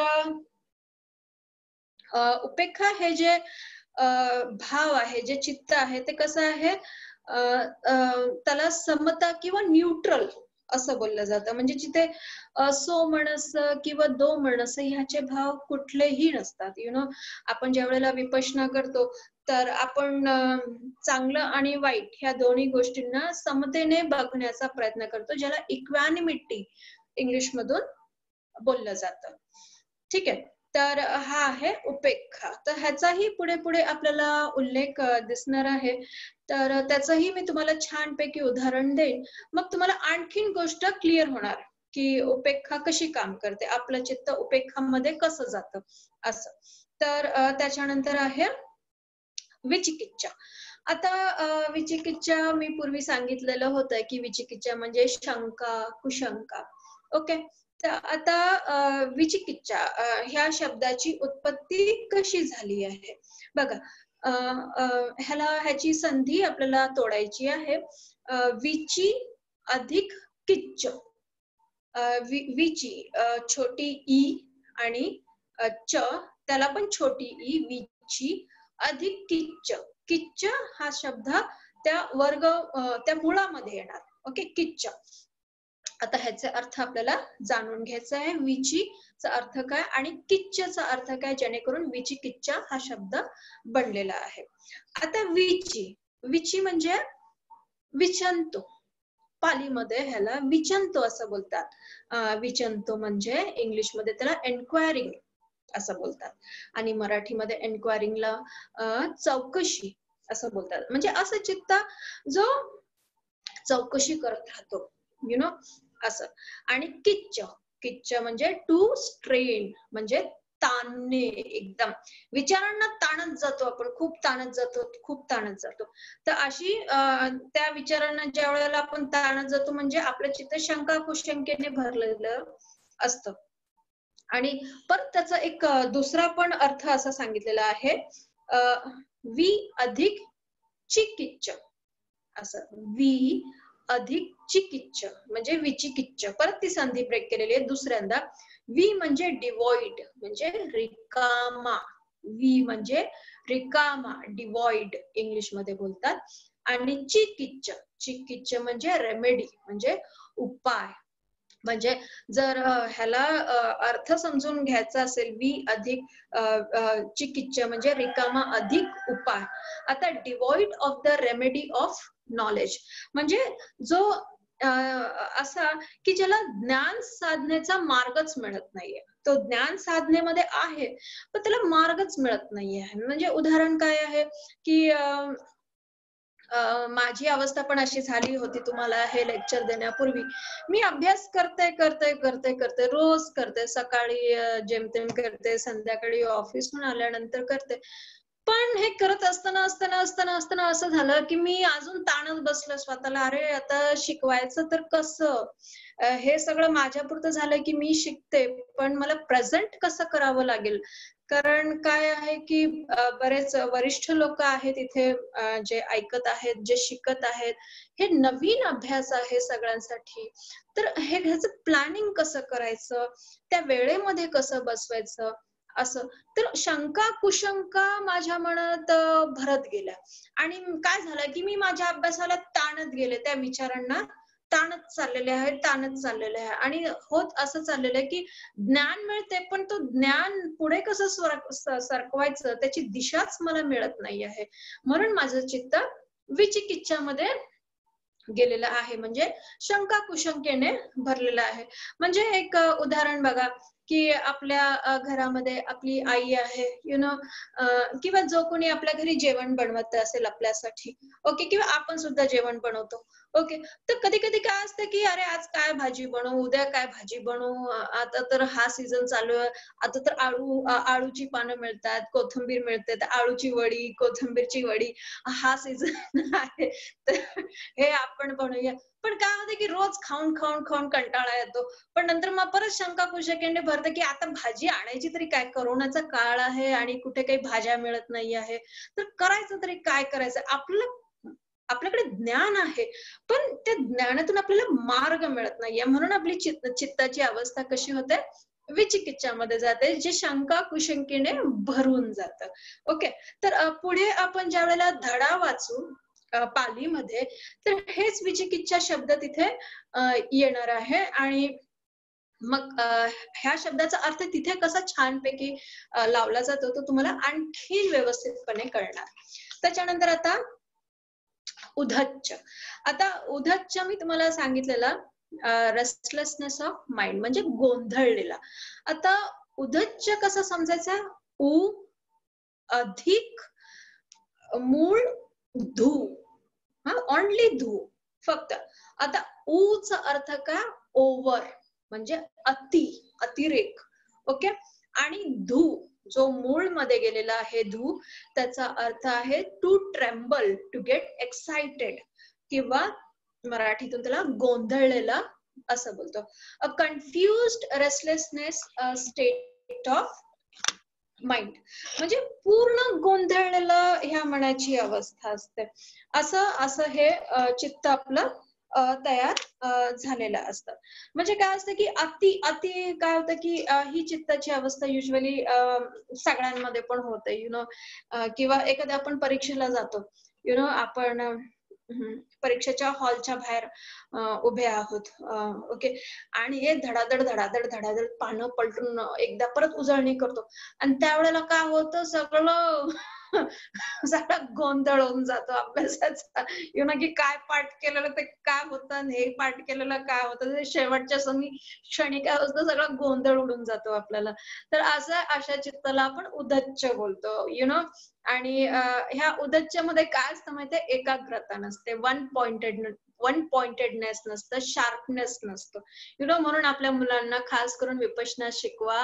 का तर शेवटच्या क्षणी ज्या वेळेला परीक्षेला जातील तर काय पाठ केलेला सगळा गोंधळ उडालेला असतो. इव्हन आपल्या जीवनामध्ये पण बऱ्याच अशा गोष्टी असतात की आपण काही कर्म करत असतो, तर त्यावेळेलाही आपलं मन पूर्ण गोंधळलेलं असतं की खरंच मी जे काही केलं आहे ते चांगलं केलं आहे की वाईट केलेलं आहे, हे आपल्याला कळत नसतं, आणि पूर्ण अति गोंधळलेलं आपलं मन असतं, आणि म्हणून आपण एकाग्रमध्ये जात नाही. तर अशा चित्ताला आपण उदच्च असं बोलतो. तर बघा, आजच्या ह्या अकुशल चित्तामध्ये मी जेमतेम तुम्हाला मे बी एक 15 ते 20 शब्दांचा अर्थ सांगितलेला आहे. तर आता आपण लास्ट पार्ट कडे येणार आहोत. तर आता परत आपण त्या स्क्रीन कडे जाणार आहोत, अकुशल चित्ताकडे. तर तिथे तो जो पालीमध्ये जे शब्द दिलेले आहेत ते कसे आता आपण त्याला लिंक लावायची आहे. ओके, मी सगळ्या बऱ्याचपैकी शब्दांचा अर्थ तुम्हाला त्यांचा सांगितलेला आहे, पण आता आपल्याला चांगलं एक उदाहरण घेऊन आणखीन थोडस व्यवस्थितपणे परत एकदा समजून घ्यायचं आहे. सर, आपण परत जाऊया का स्क्रीनकडे?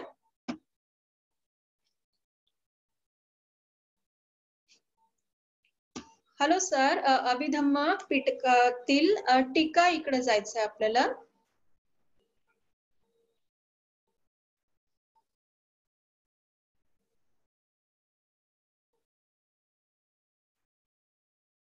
हॅलो सर, www.tipitaka.org कडे जायचंय सर. आय डोंट नो माझा आवाज जातोय की नाही.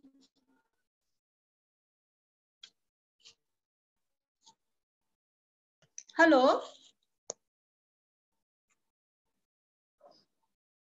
हॅलो.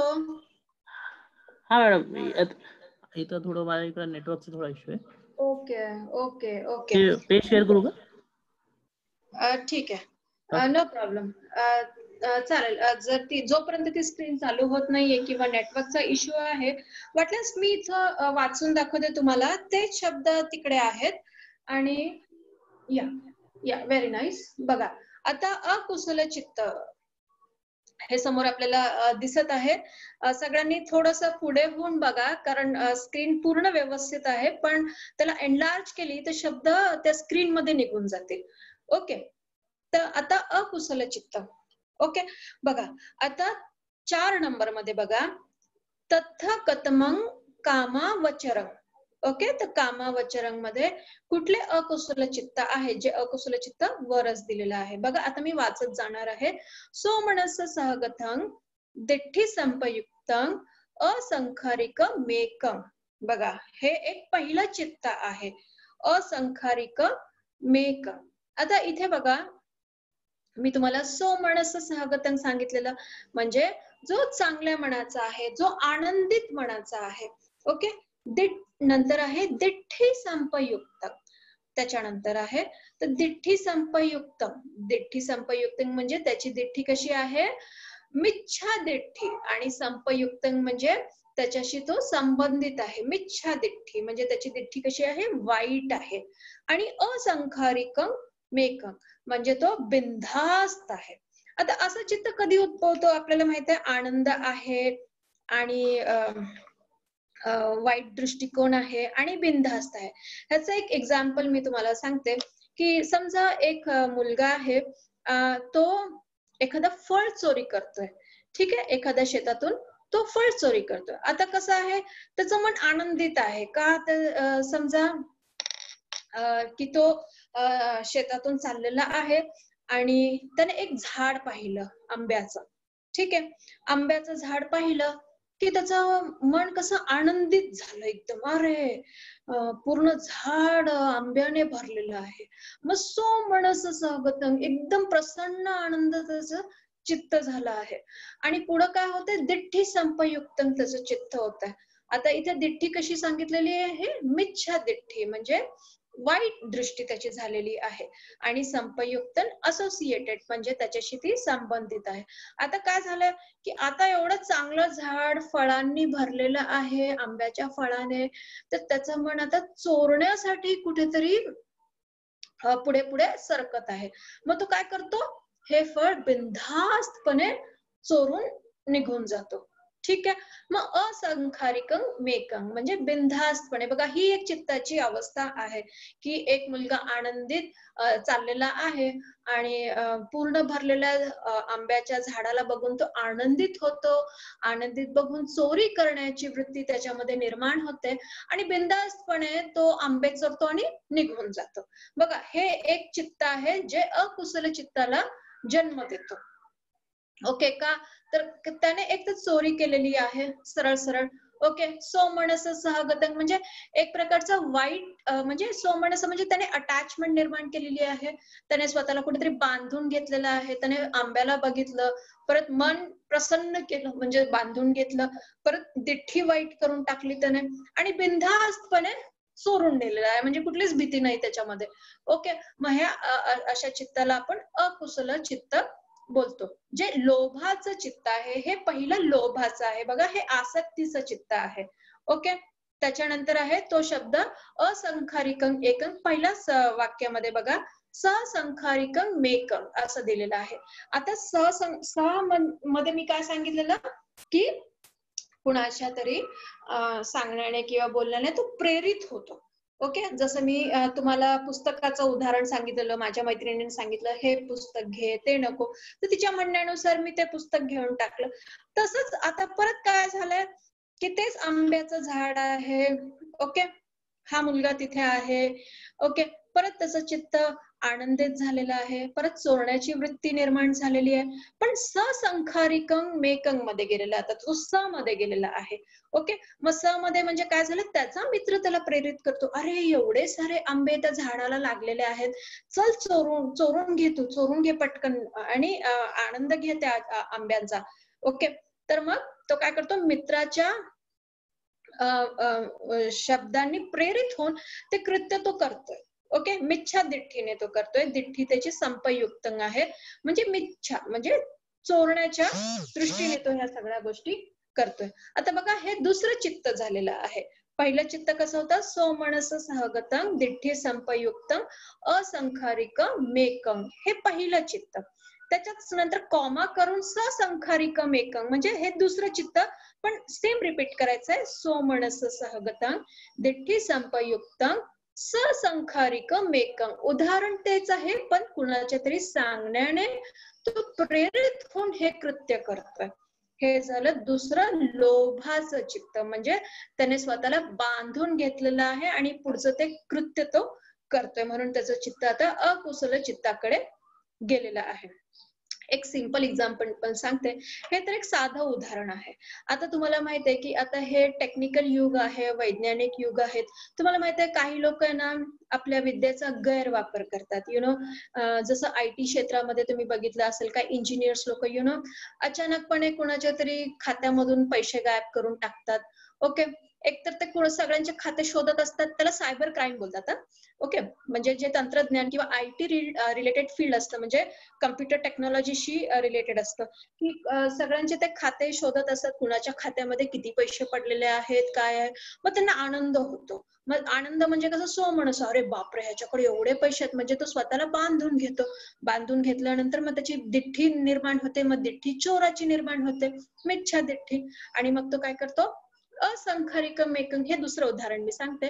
असंखारिक म्हणजे बिनधास्तपणे तो कुणाचे तरी तो पैसे गायब करून टाकतो आणि नंतर SMS येतो त्या व्यक्तीला की सगळे खात्यामधले पैसे गायब झालेले आहेत. ओके, हे चित्त. आणि तसं ससंखारिकम एकम. आता ससंखारिकम एकम मध्ये समजा त्याचा कोणीतरी मित्र आहे, तो त्याला सांगतोय, नाही नाही नाही नाही, अरे हा अकाउंट नको बघू, तो अकाउंट बघ, त्या अकाउंट मध्ये जरा जास्तच पैसे डॉलर्स मध्ये आहेत, तर तू रुपीज भारतीय पैसे बघण्यापेक्षा जरा फॉरेनचे खाते बघ, त्याच्यामध्ये तुला जास्त मिळतील. तर अशा प्रकारे तो मित्राचं ऐकून अकुशल चित्तामध्ये जाऊन हे कार्य तो करून टाकतो. तर ह्यालाही आपण एक सायबर क्राईम, म्हणजे हे आजच्या युगातलं एक प्रकारचं जे अकुशल चित्ताने कार्य जे केलेलं आहे त्याला सांगितलेलं आहे, जे कामावचर चित्तामध्ये आहे आणि ज्याला लोभ चित्त असं सांगितलेलं आहे. तर असे हे 2 चित्त निर्माण झालेले आहेत, असंखारिकं मेकं आणि ससंखारिकं मेकं, जे सोमनस्स सहगतंशी संबंधित, म्हणजे आनंदित मनाने ती लोक करतात. ओके, आता तिसरं चित्त बघायचं आहे.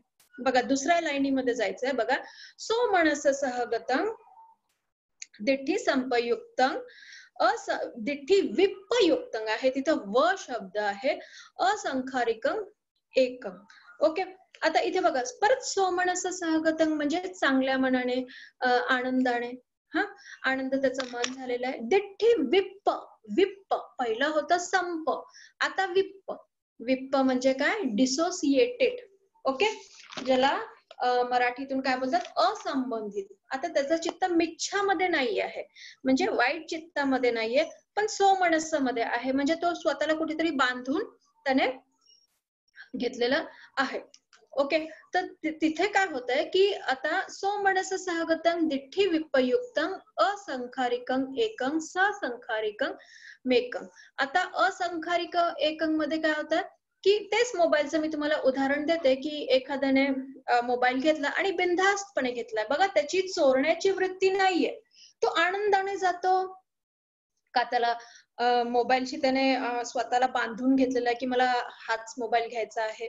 ठीक आहे, मे बी सॅमसंगचा असेल किंवा ऍपलचा असेल, आयफोन असेल, आता कुठले प्लस प्लस काय काय ते नावं येतात, मला एवढं माहित नाहीये. ओके, तर हे काही असा फोन आहे, तो जाऊन बिनधास्तपणे घेतोय. त्याची दिठ्ठी कशी आहे, विप्पयुक्त, वी. ओके, असंबंधित, डिसोसिएटेड, म्हणजे चोरीची वृत्ती त्याची नाहीये, तो जाऊन बिनधास्तपणे घेतोय. ओके, तर ते झालं असंखारिकं मेकं. नंतर त्याचं चित्त ससंखारिकं मेकं मध्ये जाते, की त्याचा मित्र बोलतो, अरे नको नको नको नको, तू हा नको, तू हा फोन घे. ओके, किंवा ही मोबाईलची सर्व्हिस घे. आता जशी वोडाफोन आहे, एअरटेल आहे, BSNL आहे, या सर्व्हिस प्रोव्हायडर आहे आपल्याकडे. ओके, की ही सर्व्हिस घे, ही सर्व्हिस चांगली आहे आणि त्यांचे रेट्स पण कमी आहेत. ओके, मग काय, तर ह्याचं चित्त कुठल्याही प्रकारचं मिच्छामध्ये नाहीये, विप्पयुक्तं, दिठ्ठी विप्पयुक्तं आहे त्याचं. आणि पुढे होतं संपयुक्तं, ती चोरण्याची वृत्ती होती. ओके, अगोदरची आंब्याची. ओके, आता नंतरची आहे मोबाईल घेण्याची, ह्याची विप्पयुक्तं दिठ्ठी आहे, मिच्छा दिठ्ठी इथं नाही आहे. पण सोमनस्स आहे, पण तो त्याला बांधून त्याने घेतलेला आहे, म्हणजे लोभामध्ये तो कुठेतरी अडकलेला आहे. तर असं हे तिसरं चित्त आहे. आणि चौथं चित्त ससंखारिकं मेकं, म्हणजे त्याच्या मित्राच्या सांगण्यामुळे तो प्रेरित होऊन जो तो मोबाईल घेतो. ओके, आता आपल्याला 1 2 3 4 चित्त झालेले आहेत. तसं उपेक्षा सहगतं दिठ्ठी संपयुक्तं असंखारिकं मेकं. ओके, आता इथे बघा, उपेक्षा, जसं मी तुम्हाला काय सांगितलेलं उपेक्षामध्ये, की जिथं मन समतेमध्ये आहे, न्यूट्रल मध्ये आहे, जिथं सोमनस्स किंवा दोमनस्स कुठलेही भाव नाही. चांगले भाव नाही आहेत, वाईट भाव नाही आहेत, आनंदित भाव नाही आहेत, अआनंदित भाव नाही. बस फक्त आपलं कार्य करायचं म्हणून कार्य करायचं. हेच उदाहरण मी परत तुम्हाला पहिल्या जे उदाहरण दिलेलं होतं त्याच्याशी संबंधित परत सांगते की बघा, त्या मुलाने आंबे चोरले होते, बरोबर. आंब्याचं झाड बघितलं, मन आनंद झालं. ओके, आता काय होतंय की परत तो मुलगा त्या झाडाकडे जातोय. आता त्याला हे कळत नाहीये की मी आनंदित आहे की मी दुःखी आहे. म्हणजे त्याचं मन उपेक्षामध्ये गेलेलं आहे. मे बी जेमतेम रोज रोज हे कृत्य करून पण त्याच्या मनाला ही सवय लागलेली आहे. त्याला हेच कळत नाही की ह्याच्यामधून मला आनंद मिळतोय की काही दुःख होतंय किंवा काही कुठलेही भाव नाही. तो उपेक्षामध्ये जातोय आणि परत तो काय करतो इथे उपेक्ख सहगतम दिठ्ठिगत संपयुक्तम. बघा तिथे संप शब्द आलेला आहे, वी नाही आलेला आहे, संपयुक्तम. म्हणजे आता परत तो चोरतोय आणि असंखारिकम मेकम म्हणजे आता बिनधास्तपणे तो सरळ घरी आंबे घेऊन जातो. त्याला कसलीच भीती नाही राहिलेली. आता उपेक्षामध्ये तो गेलेला आहे. सोमनस दोमनस कुठलेही भाव त्याच्यामध्ये नाही आहेत, चांगले पण नाही आहेत आणि वाईट पण नाही आहेत. ओके, परत असंखारिक मेकं उपेक्षाचा तो पण दिठ्ठी संपयुक्त सहसंखारिक मेकं. तसंच सेम एक्झाम्पल की त्याच्या मित्राने त्याला प्रेरित केलेलं आहे. आता त्याच्या मित्राला पण तशीच सवय लागलेली आहे की आपण आता रोज चोरतोय आंबे. ओके, किंवा सायबर क्राईम करतोय, लोकांचे पैसे ओढून घेतोय, खेचून घेतोय, आपल्या खात्यात टाकतोय, लोकांचे अकाउंटच खाली करून टाकतोय. ओके, तर आता अशी अवस्था झाली की ह्यांना ना काहीच फरक पडत नाहीये ह्या गोष्टींचा. कारण त्यांना आनंदही होत नाही. पूर्वी त्यांना आनंद होता, पण आता त्यांना आनंदही होत नाही आहे किंवा कुठलेही दुःखही होत नाहीये, कुठल्याही प्रकारचे भाव त्यांच्यामध्ये निर्माण होत नाहीये. म्हणून ती कृत्य ते लोक करत जातात. पण इथं काय झालं की दिठ्ठी विप्पयुक्त त्यांची झालेली आहे की चोरण्याची वृत्ती जी आहे ती मात्र तशीच्या तशीच आहे त्यांची. आणि म्हणून हे चित्त आपलं 6वं 1 2 3 4 5वं आणि 6वं झालेलं आहे उपेक्षाचं. उपेक्षा सहगतं दिठ्ठी विप्पयुक्तम असंखारिक मेकं आणि सहसंखारिक मेकं. ओके, तर आता 7वं आणि 8वं परत शेवटचे 2 लोभाचे चित्त आपल्याला बघायचे आहेत. उपेक्षा सहगतं दिठ्ठी विप्पयुक्तम. आता बघा वी शब्द आलेला आहे उपेक्षामध्ये. वी असंखारिकं एकं आणि सहसंखारिकं मेकं. आता इथे बघा परत उपेक्षामध्ये तो गेलेला आहे. त्याला सोमनस दोमनस कुठलेच भाव नाहीये, चांगलं मन नाही आहे, वाईट मन नाही आहे आणि त्याची दिठ्ठी कशी आहे, विप्पयुक्त आहे. बघा आता उपेक्षा दिठ्ठी विप्पयुक्त. ओके, आता दिठ्ठी विप्पयुक्त मध्ये काय झालेलं आहे की त्याची वृत्ती कुठलीही चोरण्याची नाही आहे आता इथं. ओके, त्यामुळे तो चोरत नाही आहे कुठलीही गोष्ट. बस तो जातोय, त्याला हेच कळत नाहीये की आपल्याला काय करायचंय काही नाही, पण मात्र ती वस्तू घेतोय आणि बिनधास्तपणे तो निघून जाते. बघा अशी बराच वेळ अशी अवस्था आपल्यामध्ये पण होते. फॉर एक्झाम्पल जसं समजा विप्पयुक्तमध्ये काय आहे की समजा एखादा माणूस शेतातून किंवा आपण कधी एखाद्या शेतातून चाललेलो आहोत. समजा तिथे एखादं झाड आहे, भुईमुगाच्या शेंगा समजा जे जमिनीमध्ये लागलेल्या असतात. ओके, मग काय आहे की रोजचे शेतकरी तिथून जात असतात, बघत असतात. एखाद्याने ओढलं खाल्लं तर त्याला काहीच फरक पडत नाहीये, कारण त्याचं चित्त कसं विप्पयुक्त झालेलं आहे. त्याची वृत्ती ही चोरण्याची अजिबात नाही आहे आणि कुठलेही भाव त्याच्या मनामध्ये नाही आहे. तर उपेक्षा सहगतं दिठ्ठी विप्पयुक्तं असंखारिकं एकं आणि सहसंखारिकं एकं मेकंती. असं तर असे 7 आणि 8 प्रकारचे लोभाचे हे चित्त आहेत. बघा उपेक्षामध्ये पण तो शेवटी कसा आहे, तिथे कुठलेही भाव जरी नसले तरी त्याची दिठ्ठी मात्र आहे तिथं. ओके, आणि बिनधास्तपणे तो कृत्य करतो म्हणजे तो बांधलेलाच आहे. त्याने जर हे कृत्य केलं नसतं तर मे बी लोभाचं हे चित्त त्याचं जन्माला आलंच नसतं. आणि म्हणून इमानी अठ्ठपी लोभ सहगता चित्तानी नाम असं म्हटलेलं आहे. म्हणजे अशा प्रकारे एकूण 8 प्रकारचे लोभाचे चित्तांचा उल्लेख केलेला आहे. तर मला वाटतं आता तुम्हाला हे थोडंफार कळालेलं असेल की मी उदाहरण देऊन शब्दांचा अर्थ सांगते आणि त्याच्याच मागे उदाहरणार्थही देते एक स्टोरी प्रकारे. ओके. आता नंतर 5वं बघा. दो मनस्स सहगतं पटिग्घ संपयुक्तं असंखारिकं मेकं आणि सहसंखारिकं मेकंती इमानी द्वेपी पटिग्घ संपयुक्त चित्तानी नाम. आता 5व्यामध्ये बघा, हे झाले 8 आणि हे 9वं आणि 10वं हे 2 चित्त आहेत, हे पटिग्घचे आहेत. जसं मी तुम्हाला पटिग्घची व्याख्या काय सांगितलेली की च्या विरुद्ध. ओके. कुठलीही गोष्ट करतो त्याच्या विरुद्ध, जी गोष्ट आपल्याकडे येत असेल, आपल्या संपर्कात येत असेल त्याच्या विरुद्ध करणे असं. मग आता इथे चित्त आहे ना सोमनस्स नाहीये, इथे दो मनस्स आहे. वाईट चित्त झालेलं आहे आपलं, वाईट मन झालेलं आहे. आणि पटिग्घ संपयुक्त, पटिग्घ म्हणजे विरुद्ध, वाईट करणं, hatred, you know, ill will, aversion ज्याला इंग्लिश मधून बोलतात, म्हणजे तिरस्कार करणे, असं ह्याचं चित्त झालेलं आहे. संपयुक्त, संप झालेलं आहे, विप्प नाहीये, तो संप आहे. आणि असंखारिक मेकं म्हणजे तो बिनधास्तपणे करतो. अच्छा, ह्याचं उदाहरण द्यायचं झालं तर समजा एखादा व्यक्ती आहे, त्याच्यामध्ये काय आहे की दोष भावना निर्माण झालेली आहे, पटिग्घ भावना निर्माण झालेली आहे, म्हणून तो काय करायला जातो, एखाद्याचा मर्डर करायला जातो. एक उदाहरण सांगते, सॉरी, समजून घ्या ह्या चित्ताला. ओके. कुणाची तरी हानी करायला जातो तो. ओके. कुणाचं तरी वाईट करायला जात असतो तो, असं कुणाचं चोरायला जात असतो किंवा मर्डर किंवा त्याला संपून टाकण्याचं असतं किंवा कुणाचं ओढून घ्यायला जात असतो. मग आता त्याचं दो मनस्स सहगतं, दो मनस्स ह्याचं चित्त झालेलं आहे. ओके. म्हणजे वाईट दृष्टीमध्ये त्याचं चित्त निर्माण झालेला आहे. आणि पटिग्घ, पटिग्घ म्हणजे त्या मनामध्ये परत तो काय निर्माण करतोय, हेट्रेट निर्माण करतोय.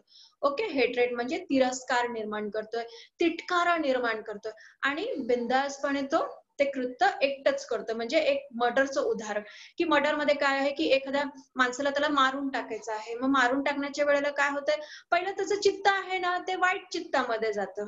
ओके. डायरेक्ट असं कोणी कुणाला मारणार नाही. आपण पाणाती पाता वेरमणी सिक्खापदं समाधी आम्ही बोलतो असं, म्हणजे कुणाची हत्या करू नये. पण असे होती मनस्थिती. आता क्राईम रेट जर तुम्ही बघितलं तसे IPC 302 चे कलमचेही रेट फार जास्त आहे पोलीस स्टेशन्सला. जसं जर तुम्ही बघितलं मर्डरच्याही केसेस काही कमी नाही आहे आपल्या देशामध्ये. ओके. तर मग हे कधी निर्माण होतं, पहिलं तसं जे चित्त आहे ना ते पहिले दो मनस्समध्ये जातं, वाईटामध्ये जातं. ओके. वाईट अवस्थामध्ये त्याचं चित्त निर्माण होऊन जातं. ओके. मग त्याच्यानंतर तो काय करतो, पटिग्घ संपयुक्त, पटिग्घ म्हणजे हेट्रेट, तिटकारा करू लागतो तो. ती सेकंड स्टेज त्याच्यामध्ये निर्माण होते. बघा, संपयुक्त आहे इथे, विप्प नाहीये. पटिग्घ म्हणजे तो काही त्याच्या विरुद्ध जात नाहीये, त्याच्या बरोबर जातोय. ओके. म्हणजे त्या हेट्रेट किंवा त्या तिटकाऱ्यामध्ये किंवा तिटकारा किंवा दुसरा शब्द काय म्हणाले बरं मी, हेट करणे. ओके. असं. तर ह्या गोष्टींमध्ये तो अजून रमून जातो आणि असंखारिकं एकं, मग तो बिनधास्तपणे ते कृत्य करून टाकतो, मारून टाकायचं. आणि सहसंखारिकं मेकंतीमध्ये काय होतं की तो कुणाच्या तरी सहाय्याने प्रेरित होऊन हे करून टाकतं. बघा, आता काय की आता दुसरा माणूस आहे. ओके. करणारा एक आहे पण त्याला सांगणारा दुसरा आहे. आता दुसरा काय करतो, परत त्याचं चित्त दो मनस्स मध्ये नेतो, दो मनस्स सहगतं मध्ये नेतो, वाईट निर्मिती त्याच्या मनामध्ये निर्माण करतो. परत पटिग्घ संपयुक्त, मग तो पटिग्घ मध्ये काय करतो, तिटकारा करतो, तिरस्कार करतो त्या व्यक्तीचा ज्याला त्याला मारायचं आहे. ओके. असं त्याचा मित्र त्याला सांगून ठेवतो. आणि नंतर सहसंखारिकं मेकंती म्हणजे त्याच्या विचारांनी किंवा त्याने सूचित केल्यामुळे तो प्रेरित होतो आणि एखाद्या माणसाला मारून टाकतो. ओके. मग हे कशामध्ये ह्याचं चित्त आता जन्माला आलेलं आहे, अकुशल चित्तामध्ये जन्माला आलेलं आहे. आणि म्हणून पुढे असं म्हटलेलं आहे, दो मनस्स सहगतं पटिग्घ संपयुक्तं असंखारिकं एकं, हे एक चित्त 7वं चित्त आहे, सॉरी 9वं चित्त आहे. आणि सहसंखारिकं मेकंती हे 10वं चित्त म्हणजे एकूण इमानी द्वेपी पटिग्ग संपयुक्त चित्ताणी नाम. बघा आता हे पटिग्घचे चित्त आहे. पहिलं लोभाचे होते, नंतर दोषाचे हे 2 आले आहेत. ओके, 9वे 10वे म्हणजे पुढचे 8 9 10 आणि पुढे 11 12 असं जायचं आपल्याला. पण हे 2 मात्र दोषाचे आले की तो दोष देऊन देऊन देऊन मर्डर हे कृत्य करतोय. एक तर तो बिनधास्तपणे स्वतः पण करतोय आणि कुणाच्या सांगण्यावरून प्रेरित होऊन पण तो करतोय. आता पुढचे 2 बघायचे आहेत जे 11 आणि 12 आहेत. उपेक्षा सहगतं विचिकिच्छा संपयुक्त मेकं उपेक्षा सहगतं उद्धच्च संपयुक्त मेकंती इमानी द्वेपी मोह चित्तानी नाम. ओके, आता बघा मी तुम्हाला उपेक्षा चा अर्थ पूर्वी सांगितला होता, म्हणजे तिथे कुठलेही भाव नाही आहेत. ओके, आता कुठलाही भाव म्हणजे सोमनस्स पण नाही आहे, दोमनस्स पण नाही आहे, तो समतामध्ये हे कृत्य करत आहे. पुढे काय आहे, विचिकिच्छा संपयुक्त मेका. आता विचिकिच्छा, जसं विचिकिच्छा मी काय सांगितलेलं, शंका कुशंकेने त्याचं मन भरलेलं आहे. ओके, एकतर तो त्याला हे कळत नाही चांगलं आहे की वाईट आहे, पण तरी सुद्धा शंका कुशंकेने त्याचं मन भरलेलं आहे. तर असं मन हे मोहाचं मन असतं, यु नो. तर आता हे मन कुणामध्ये बघायला मिळतं, यु नो, की इंग्लिश मध्ये असं म्हटलेलं आहे, a person doubts the existence of the Buddha और efficacy of the Dhamma owing to his stupidity. आता ह्याचा अर्थ असा आहे की एखादी व्यक्ती आहे आणि त्याला कुठेतरी शंका येते धम्माबद्दल, यु नो, बुद्धांच्या अस्तित्वाबद्दल. तो धम्माचा अभ्यास करतोय, सगळं करतोय, समजतोय, पण तरी सुद्धा त्याचं मन काय आहे, शंके कुशंकेने भरलेलं आहे. आणि परत एवढा सगळा अभ्यास करून विरून, जसं बोलतात ना, सगळं रामायण ऐकून विकून शेवटी परत विचारायचं राम कोण सीता कोण, असला प्रकार होतो हा. म्हणजे सगळं काही अभ्यास करायचा आणि तरी सुद्धा मोहामध्ये हे चित्त जातं. म्हणजे परत ते क्लाउड म्हणजे क्लाउडला मी त्याची तुम्हाला अगोदर ह्याची व्याख्या सांगितलेली, that clouds and object and blinds the mind. म्हणजे परत त्याच्या डोळ्यासमोर परत धुकं येतात, यु नो, एवढं सगळं काही ऐकून विकून धम्माबद्दल परत त्याच्या डोळ्यासमोर धुकं येतात आणि परत त्याचं मन परत बोलतं की अरे बुद्ध आहे की नाही, बुद्ध कोण आहे, सगळं काही ऐकून सुद्धा तो उपेक्षामध्ये जातो आणि त्याला हेच कळत नाहीये की हे चांगलं आहे की वाईट आहे आणि पूर्णपणे गोंधळलेला आहे. त्याची कार्यक्षमता ही पूर्णपणे नाहीशी झालेली आहे. ओके, तर अशा चित्ताला आपण उपेक्षा सहगतं विचिकिच्छा संपयुक्त मेकं असं बोलतो. मग आता हे झालं एक चित्त मोहाचं. त्याच्या पुढचं दुसरं मोहाचं चित्त आहे उपेक्षा सहगतं उदच्च संपयुक्त मेकंती इमानी द्वेपी मोह चित्तानी नाम. बघा आता परत उपेक्षामध्ये हे चित्त गेलेलं आहे. उपेक्षा सहगतं म्हणजे परत सोमनस दोमनस चांगले वाईट भाव काहीही नाहीये. पण आता इथं उदच्च आलेला आहे, उ अधिक धू, मी जसं सांगितलेलं आहे, जो गोंधळलेला आहे, यु नो, पूर्णपणे गोंधळलेला. परत तो ज्ञानामध्ये जातो आणि परत पूर्णपणे गोंधळलेला. पहिल्या स्थितीमध्ये तो शंके कुशंकेमध्ये गेला आणि दुसऱ्या स्थितीमध्ये तो परत गोंधळला. असा की इकडचं तिकडं तिकडचं इकडं सगळं त्याचा एकदम फज्जा उडालेला आहे त्या अभ्यासाचा किंवा त्या विषयांचा. तो विषयांतर झालेला आहे, त्याचा माइंड डिस्ट्रॅक्ट झालेला आहे, त्याचा माइंड दिशाहीन झालेला आहे, त्याला दिशाच मिळत नाही आहे. आणि त्यामुळे काय होतं की त्याच्यामध्ये एकाग्रता येत नाहीये, एकाग्रता त्याची पुढं सरकत नाही आहे आणि म्हणून a confused restlessness states of mind असं ह्याला म्हटलेलं आहे, जे मोहाचं दुसरं चित्त आहे. मी अगोदर सांगितलेलं होतं की हे चित्त मोहाचे असतात, हे फार वाईट असतात. बघा, ह्या चित्ताकडे जाण्याचा प्रयत्न करू नका. तुम्ही इतर चित्तांमध्ये गेला तरी ठीक आहे, पण मोहमध्ये जाणून पण आपण अजाणण्यासारखं होतो आणि आपली एकाग्रता कुठेही स्थिर होत नाहीये, यु नो. बाकीच्या चित्तांमध्ये एकाग्रता दिशाहीन झाली तरी ती स्थिर करता येते आपल्याला, पण इथे काय होतं की फार कठीण होतं की गोंधळून जातो आपण पूर्णपणे. सगळं काही असून सुद्धा गोंधळल्यासारखं झालेलं असतं आणि म्हणून ह्याला उद्धच्च उधच्च संपयुक्त मेकंती इमानी द्वेपी मोह मोह चित्तानी नाम असं सांगितलं. तर हे मोहचे एकूण 2 चित्त म्हणजे टोटल 11वं आणि 12वं. विचिकिच्छ संपयुक्त आणि उदच्च संपयुक्त हे मोहाचे 2 म्हणजे 8 अधिक 2 अधिक 2 एकूण 12 चित्ताचा आता अभ्यास झालेला आहे. आणि म्हणून 7व्या नंबरवर काय लिहिलेलं आहे, इच्छेवं सपथापि द्वादश अकुशल चित्तानी नाम. अशा प्रकारे पूर्णतः इथे 12 अकुशल चित्त संपलेले आहे, समताणी संपलेले आहे. बघा अशा प्रकारे आपण 12 प्रकारच्या अकुशल चित्तांना जन्म देतो आणि बुद्धांनी फार छानपैकी अकुशल चित्त सांगितलेले आहे. आणि आता एक लक्षात ठेवा की हे अकुशल चित्त फक्त कामावचरामध्येच दिसतात बर का. का तर आपण इथं पूर्णपणे एखाद्या गोष्टींशी अटॅच आहोत, एखाद्या गोष्टींशी बांधलेलो आहोत. जसं लोभामध्ये बांधलेलं आहोत, मग परत दोषामध्ये बांधलेलं आहोत, मोहामध्ये बांधलेलं आहोत आणि त्याचं रूपांतर अकुशल चित्तामध्ये टोटली होऊन जातं. तर हे मी तुम्हाला सांगण्याचा प्रयत्न केलेला आहे. आता 8व्या नंबर मध्ये बघा, पूर्ण चौथा 5वा 6वा 7वा जो पॉइंट आहे तो एकत्रपणे त्यांनी असं लिहिलेलं आहे, 8 लोभ मुलानी, 8 लोभ मुळाचे, दोष मुलानीच द्विधा, दोषाचे 2, मोह मुलानीच द्वेती, 2 मोह मुलानी द्वादश अकुशल सियू. असे एकूण 12 अकुशल चित्त आहे. तर बघा मला वाटतं आता तुम्हाला हे 12 अकुशल चित्त छानपैकी कळालेले असतील.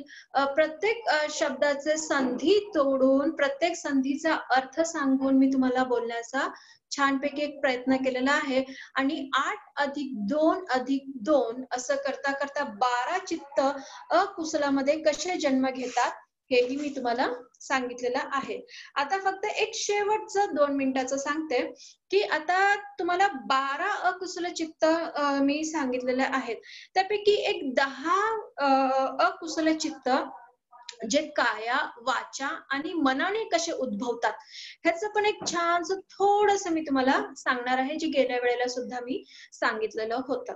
तर आता इथे बघा, कायाने अकुशल चित्त कामावचरामध्ये कसं उगवतं, कायाने म्हणजे आपल्या शरीराने. पहिला आहे पाणातिपाता म्हणजे किलिंग, आपण एखाद्याला मारून टाकतो तर ते आहे कायाने, हे आपलं अकुशल चित्त जन्म घेतं. नंतर आहे स्टीलिंग म्हणजे अदिन्न दाना म्हणजे चोरणे. बघा हे पंचशीलशी संबंधित आहे. बघा ह्या गोष्टी तुम्हाला अकुशल चित्त जे भगवान बुद्ध आपल्याला बोलतात, उपासक आणि उपासिकांनी पंचशीलाचं पालन केलं पाहिजे. तर त्यातले पहिले 3 शील आहे पाणातिपाता, अदिन्न दाना आणि कामेसुमिच्छाचारा म्हणजे सेक्शुअल मिसकंडक्ट. हे कायेने होत असतात. असे हे आपले अकुशल चित्ताला जन्म देतात जे कामावचर आहे. नंतर वाचाने आपले अकुशल चित्त कसे जन्म होतात, पहिला आहे, ह्याच्यामध्ये 4 चित्त सांगितलेले आहे. मुसावादा, आता हे पंचशीलातलं आपलं 4थं शील आहे. मुसावादा वेरमणी सिक्खापदं समादियामी, जसं आपण खोटं बोलतो तर एक प्रकारचं परत आपण काय करतो, वाचाने आपण अकुशल चित्ताला जन्म देतं. नंतर आहे स्लॅन्डरिंग, पिसुना वाचा म्हणजे निंदात्मक, एखाद्या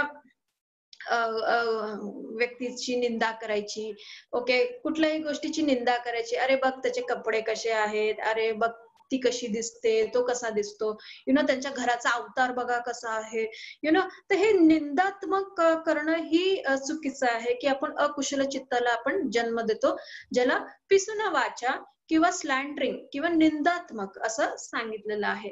नंतर हार्श स्पीच किंवा फरुसा वाचा म्हणजे हार्श म्हणजे खूप ओरडून बोलणे. शक्यतो आपल्या घरामध्ये आपण लहान मुलांनाही ओरडून बोलतो, तर कधी कधी ऑफिसेसमध्ये पण आपले वरिष्ठ पण आपल्याला कधी कधी नाही एव्हरी टाइम, पण जर एखादी चूक वारंवार केली असेल तर आपण हार्श स्पीचचा वापर करतो. पण मात्र ज्या वेळेला मी ट्रेनमध्ये प्रवास करते तर हार्श स्पीच एकदाच वापरला जातो. बायकांमध्ये ज्या वेळेला भांडणं होतात तर पहिल्यांदाच हार्श स्पीचनेस भांडणं होतात. तर ते आहे फरुसा वाचा. ओके, तर हे आहे वाचाने आपण आपलं चित्त अकुशलाकडे नेत असतो. नंतर आहे वेन टॉक, त्याला बोलतात संफपलाप. आता हे पण छान आहे बघा, वेन टॉक म्हणजे व्यर्थ बोलणे. काही लोकांना ना व्यर्थ बोलायची फार फार सवय असते. कुठे पण जातील काही पण व्यर्थ बोलत असतील. जे आपलं टॉपिक आहे, जो आपला पॉइंट आहे त्याला बाजूला सोडून हे सगळं काही बोलणं फार विचित्र म्हणजे वेगळंच दिशाकडे हे विषय त्याच्या निघून जातात आणि व्यर्थ बोलणं फक्त त्याचं चालू असतं. कधी कधी माझीही अवस्था व्यर्थ बोलण्यामध्ये जाते, हे पण मी सांगून देते तुम्हाला. तर मग परत माझं चित्त जागृत होतं, अरे मी काय हे व्यर्थ बोलत चाललेले आहेत, मला खरं म्हणजे असं नाही बोलायला पाहिजे, मला पॉइंट टू पॉइंट बोलायला पाहिजे. तर हे पण चुकीचं आहे, जे वाच्यामुळे आपलं परत अकुशलाकडे आपलं चित्त जातं कामावचरामध्ये. नंतर आहे मनाने. आता मनाने काय होतं, कोविटियसनेस म्हणजे अभिज्जा, म्हणजे लोभी मनाने. आता काही लोक काय असतात की लोभी मनाने असतात. जसं लोभाचे चित्त आपण आड बघितलंय, असंच हे पण एक चित्तच आहे शेवटी, म्हणजे लोभाचंच आहे. ह्याच्यामध्ये काय आहे की बघा, काही लोकांना कसं एखाद्याची पैसे चोरायची सवय असते, एखादी वस्तू चोरायची सवय असते. आमच्या ऑफिसमध्ये एक माणूस आहे असा की आपल्याकडून न्यूजपेपर मागतो, वर्तमानपत्र, बाई मला जरा पेपर द्या वाचायला, आणि नेमका चोरून घरी घेऊन जातो असं. तर ह्याला अभिज्जा असं बोलतात, जो मनाने त्याच्यामध्ये ती चोरीची वृत्ती निर्माण होते. तर अशा चित्ताला अकुशल चित्त पण सांगितलेलं आहे. नंतर हेटरेट, ज्याचा आपण उल्लेख बघितलेला आहे, दोमणचं पटिघ संपयुक्त, ज्याला व्यापाद असं म्हटलेलं आहे, जे मनाने चालतं. नंतर आहे फॉल्स व्ह्यू म्हणजे मिथ्या दिठ्ठी, हेही आपण बघितलेलं आहे. ओके, तर जिथं आपली दृष्टिकोन आहे तो पूर्णपणे वाईट आहे. तर अशाच प्रकारे हे काही चित्त मी तुम्हाला सांगितलेले आहे, जे वरचेवर बऱ्याचपैकी आपल्या अकुशल चित्ताला जन्म देतात. तर मला वाटतं आता तुम्हाला अकुशल चित्त जे कामावचराचं आहे ते जेमतेम समजलेलं असेलच. तर हा धडा आता इथे संपलेला आहे असं मी सांगते. आणि पुढच्या तासामध्ये आपण अहेतुक चित्ताकडे वळणार आहोत, जिथे विपाक आणि कीर्य कसे चालतात. ओके, त्याचा आपण अभ्यास करणार आहोत. बघा, मी तुम्हाला आता विपाकाची व्याख्या नाही सांगितली, कीर्यची नाही सांगितली, परत कुशलची पण नाही सांगितली. मी तुम्हाला अकुशलची सांगितली, जे राग दोष मोह ह्यामधून उत्पन्न होतात. राग म्हणजे लोभ, जो लभ मधून होतो. दोष म्हणजे तो दस मधून होतो, किंवा पटिघ जो पटी अधिक घ ह्या शब्दातून होतो असं. तर नंतर पुढे आता आपल्याला कुशल चित्ताकडे वळणार आहोत, पण ते विपाकशी आणि कीर्यशी संबंधित आहे, जसं कुशल, अकुशल, विपाक आणि कीर्य. ओके, तर पुढच्या धड्यामध्ये कुशलाची व्याख्या बघूया, विपाकाची व्याख्या बघूया, कीर्यची व्याख्या बघूया. ओके, आणि त्याप्रमाणे ह्याच्यामध्ये जे एकूण 18 चित्त सांगितलेले आहेत अहेतुक, बघा तुम्ही 12 नंबरवर बघू शकता, 18 अहेतुक चित्तानी समत्तानी असं सांगितलेलं आहे की हे 18 चित्त आता आपण पुढच्या तासाला बघणार आहोत. तर आजचा हा धडा संपलेला आहे. तर मला वाटतं कुणाला काही शंका कुशंका काही असेल तर तुम्ही मला विचारू शकता.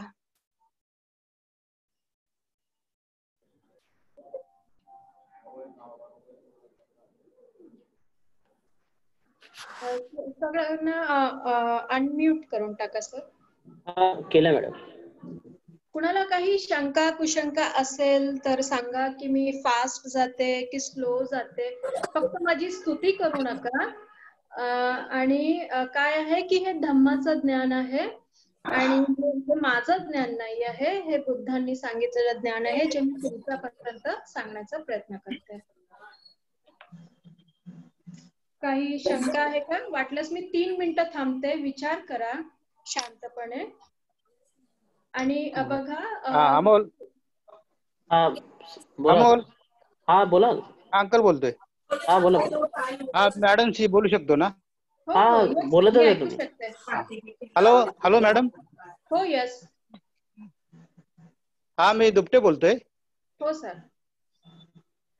हा मॅडम, आम्हाला याचं सिलेबस आणि काही पुस्तकं रेफर कराल तर बरं होईल, कारण हा अभ्यास एकदम डीप आहे आणि MA च्या लेवलचा आहे. ओके. तर हा अभ्यास करण्यासाठी पुस्तकांची पण गरज लागेल ना. माझ्याकडे एक पुस्तक आहे, अभिधम्म संघ हो, आणि भदंत आनंद कौशल्यांचं आहे. तर याच्यामधले संदर्भ आणि तुम्ही जे शिकवलं त्यातले संदर्भ थोडे जवळजवळ साम्य आहे, परंतु मी हे ज्या वेळेला वाचतो आणि तुमचं ज्या वेळेला ऐकतो त्याच्यामध्ये थोडासा फरक वाटतो मला. त्यामुळे तुम्ही तुमच्या ज्या सिलेबस प्रमाणे आम्हाला शिकवता ना, तो सिलेबस तुम्ही कसा, म्हणजे कुठल्या पुस्तकातून घेतलेला आहे, आणि जर आम्हाला जर काही उपलब्ध कराल तर फार बरं होईल. पहिली गोष्ट बघा, मी जे तुम्हाला सांगण्याचा प्रयत्न करते, सर्वात प्रथम काय आहे की मी 4 भाषांचा इथे वापर करत आहे. सगळ्यात प्रथम आहे बरोबर. ओके. त्याच्यानंतर आहे मी इंग्लिश भाषेचा करत आहे, कारण काय आहे की माझा अभ्यास हा इंग्लिश मध्ये झालेला आहे. त्याच्यानंतर आता हिंदी भाषेचाही मी वापर करत आहे, आणि त्या परत चौथी भाषा तुमच्यापर्यंत पोहोचवण्यासाठी मला मराठी भाषेचा वापर करावा लागतोय आता, बरोबर की नाही. ओके. आता 5वी भाषा पण मी शिकत आहे, पण ती थोडीशी लांब आहे अजून. ती आपल्या नाही, पहिली पाली आहे, दुसरी इंग्लिश आहे, तिसरी हिंदी आहे आणि चौथी मराठी आहे भाषा. ओके. 4 भाषांचा वापर करून मी तुम्हाला चौथी भाषा जी आहे मराठी तिथपर्यंत मी तुमच्यापर्यंत पोहोचते, पण त्याच्या अगोदर मला 3 भाषावर कमांड मिळवावा लागतो. ओके. मग आता होत आहे काय की जसं तुम्हाला सांगितलं, मी अभिधम्माचा अभ्यास प्रथमदा 12 वर्षापूर्वी इंग्लिश मध्ये केला होता. ओके. तर इंग्लिश मध्ये मी नारद थेर यांचं जे पुस्तक आहे त्याचा रेफरन्स बघितलेला होता, अ मॅन्युअल ऑफ अभिधम्म. ओके. जे तुम्हाला आज मी संधी तोडून जे सांगितलेलं आहे त्याचा मी वापर केलेला आहे. नंतर मग ज्या वेळेला मी हिंदी भाषाकडे येते, जसं मी तुम्हाला ह्याची व्याख्या सांगितली, सोमणसची, दो म्हणस, सुंदर म्हणो, सुमण, तू म्हणस भाव. आता काय होतं माहितीये, इंग्लिश मध्ये कुठेतरी अर्धवट ज्ञान मला थोडस मिळतंय, तर हिंदी मध्ये कुठेतरी वेगळं मिळतंय, असं आहे. पालीमध्ये पूर्ण आहे. ओके.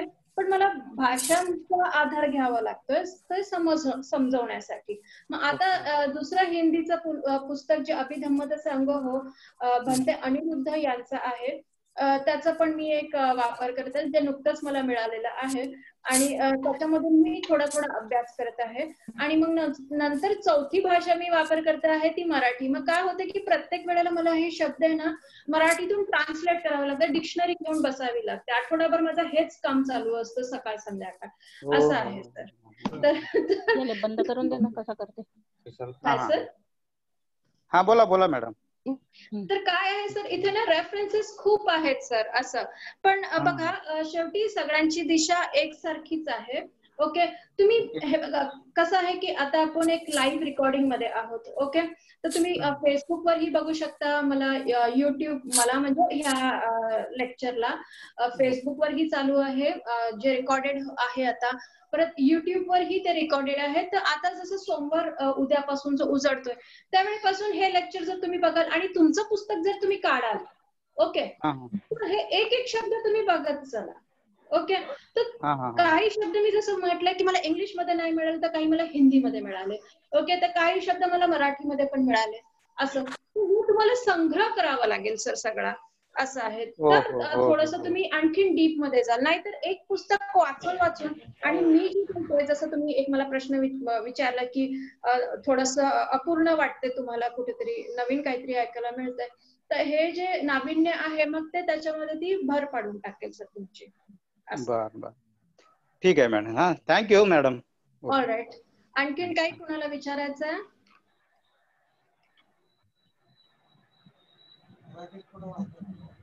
कोणाला काही प्रश्न असेल तर विचारून घ्या.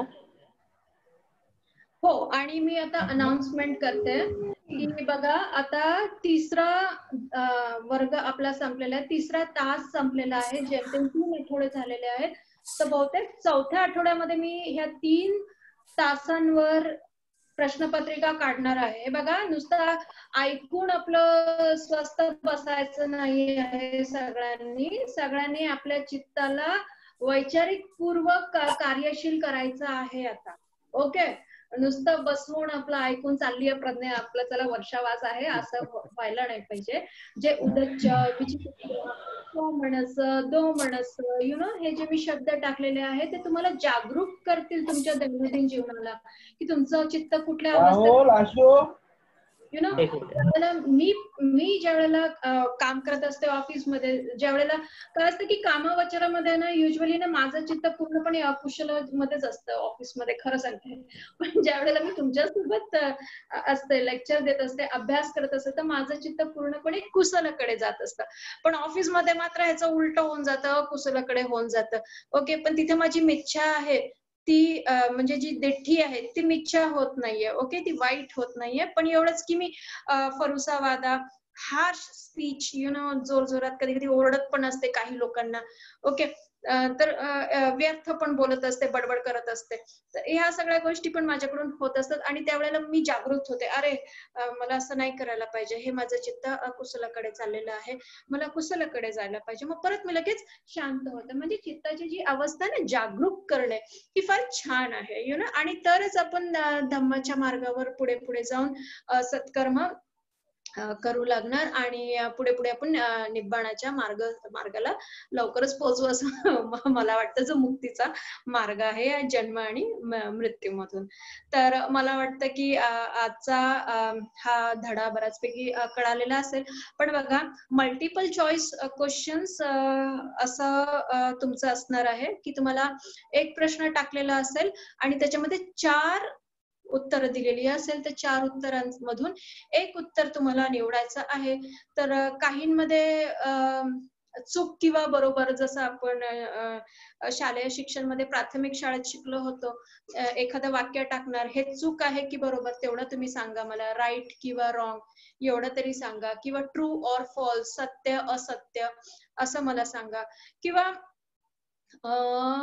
बघू, एखादं जमलंच तर मग लाईव्ह सेशन मध्ये आपण जसं मी तुम्हाला काही उदाहरणं सांगितलेली आहेत, जर कोणी खरंच काही उदाहरणं त्यांच्या जीवनात त्यांनी अनुभवलेली असेल, तर तेही तुम्ही सांगू शकता. जसं दो म्हणस सहगतम पटिग्ग संपयुक्तम असखारिकम एकम, म्हणजे वाईट मनाने माझं चित्त झालं होतं, आणि पटिग्ग म्हणजे मी फारच तिटकारा करत होते, हेट्रेट करत होते, त्या व्यक्तीचा तिरस्कार करत होते आणि मी बिंदासपणे हे कृत्य करून टाकलं, असं.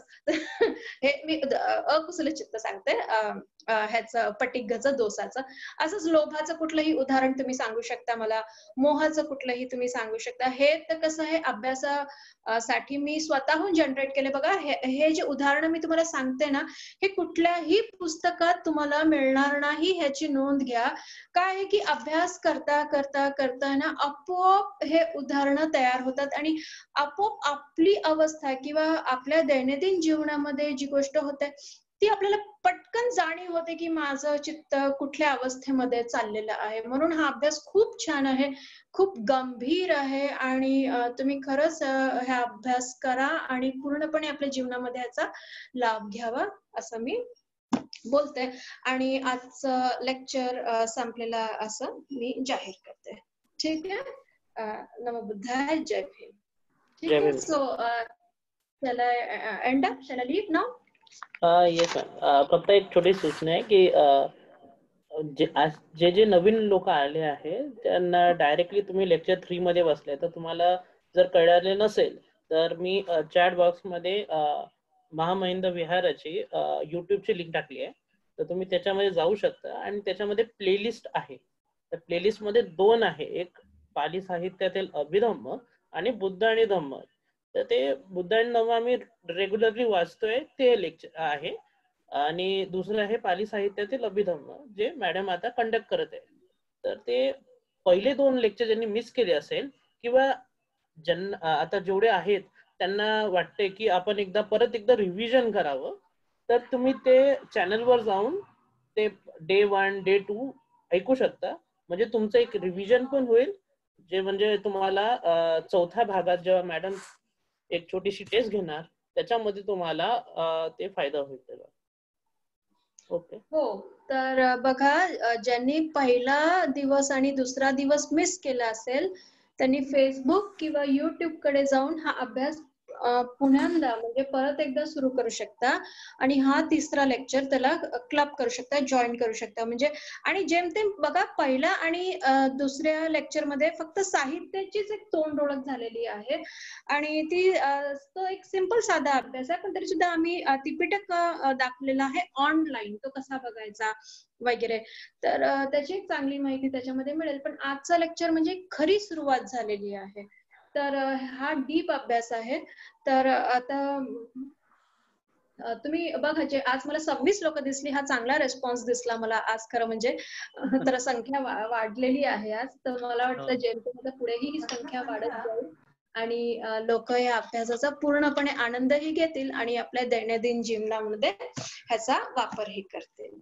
ठीक आहे, तर परत एकदा सगळ्यांना गुड बाय आणि जय भीम. मी आता निरोप घेते तुमचा. मला आता खूप काम आहेत. पहिल्यांदा चहा घ्यायचा आणि उद्याची ऑफिसची तयारी करायची आहे. Okay madam, thank you very much. जय भीम. जय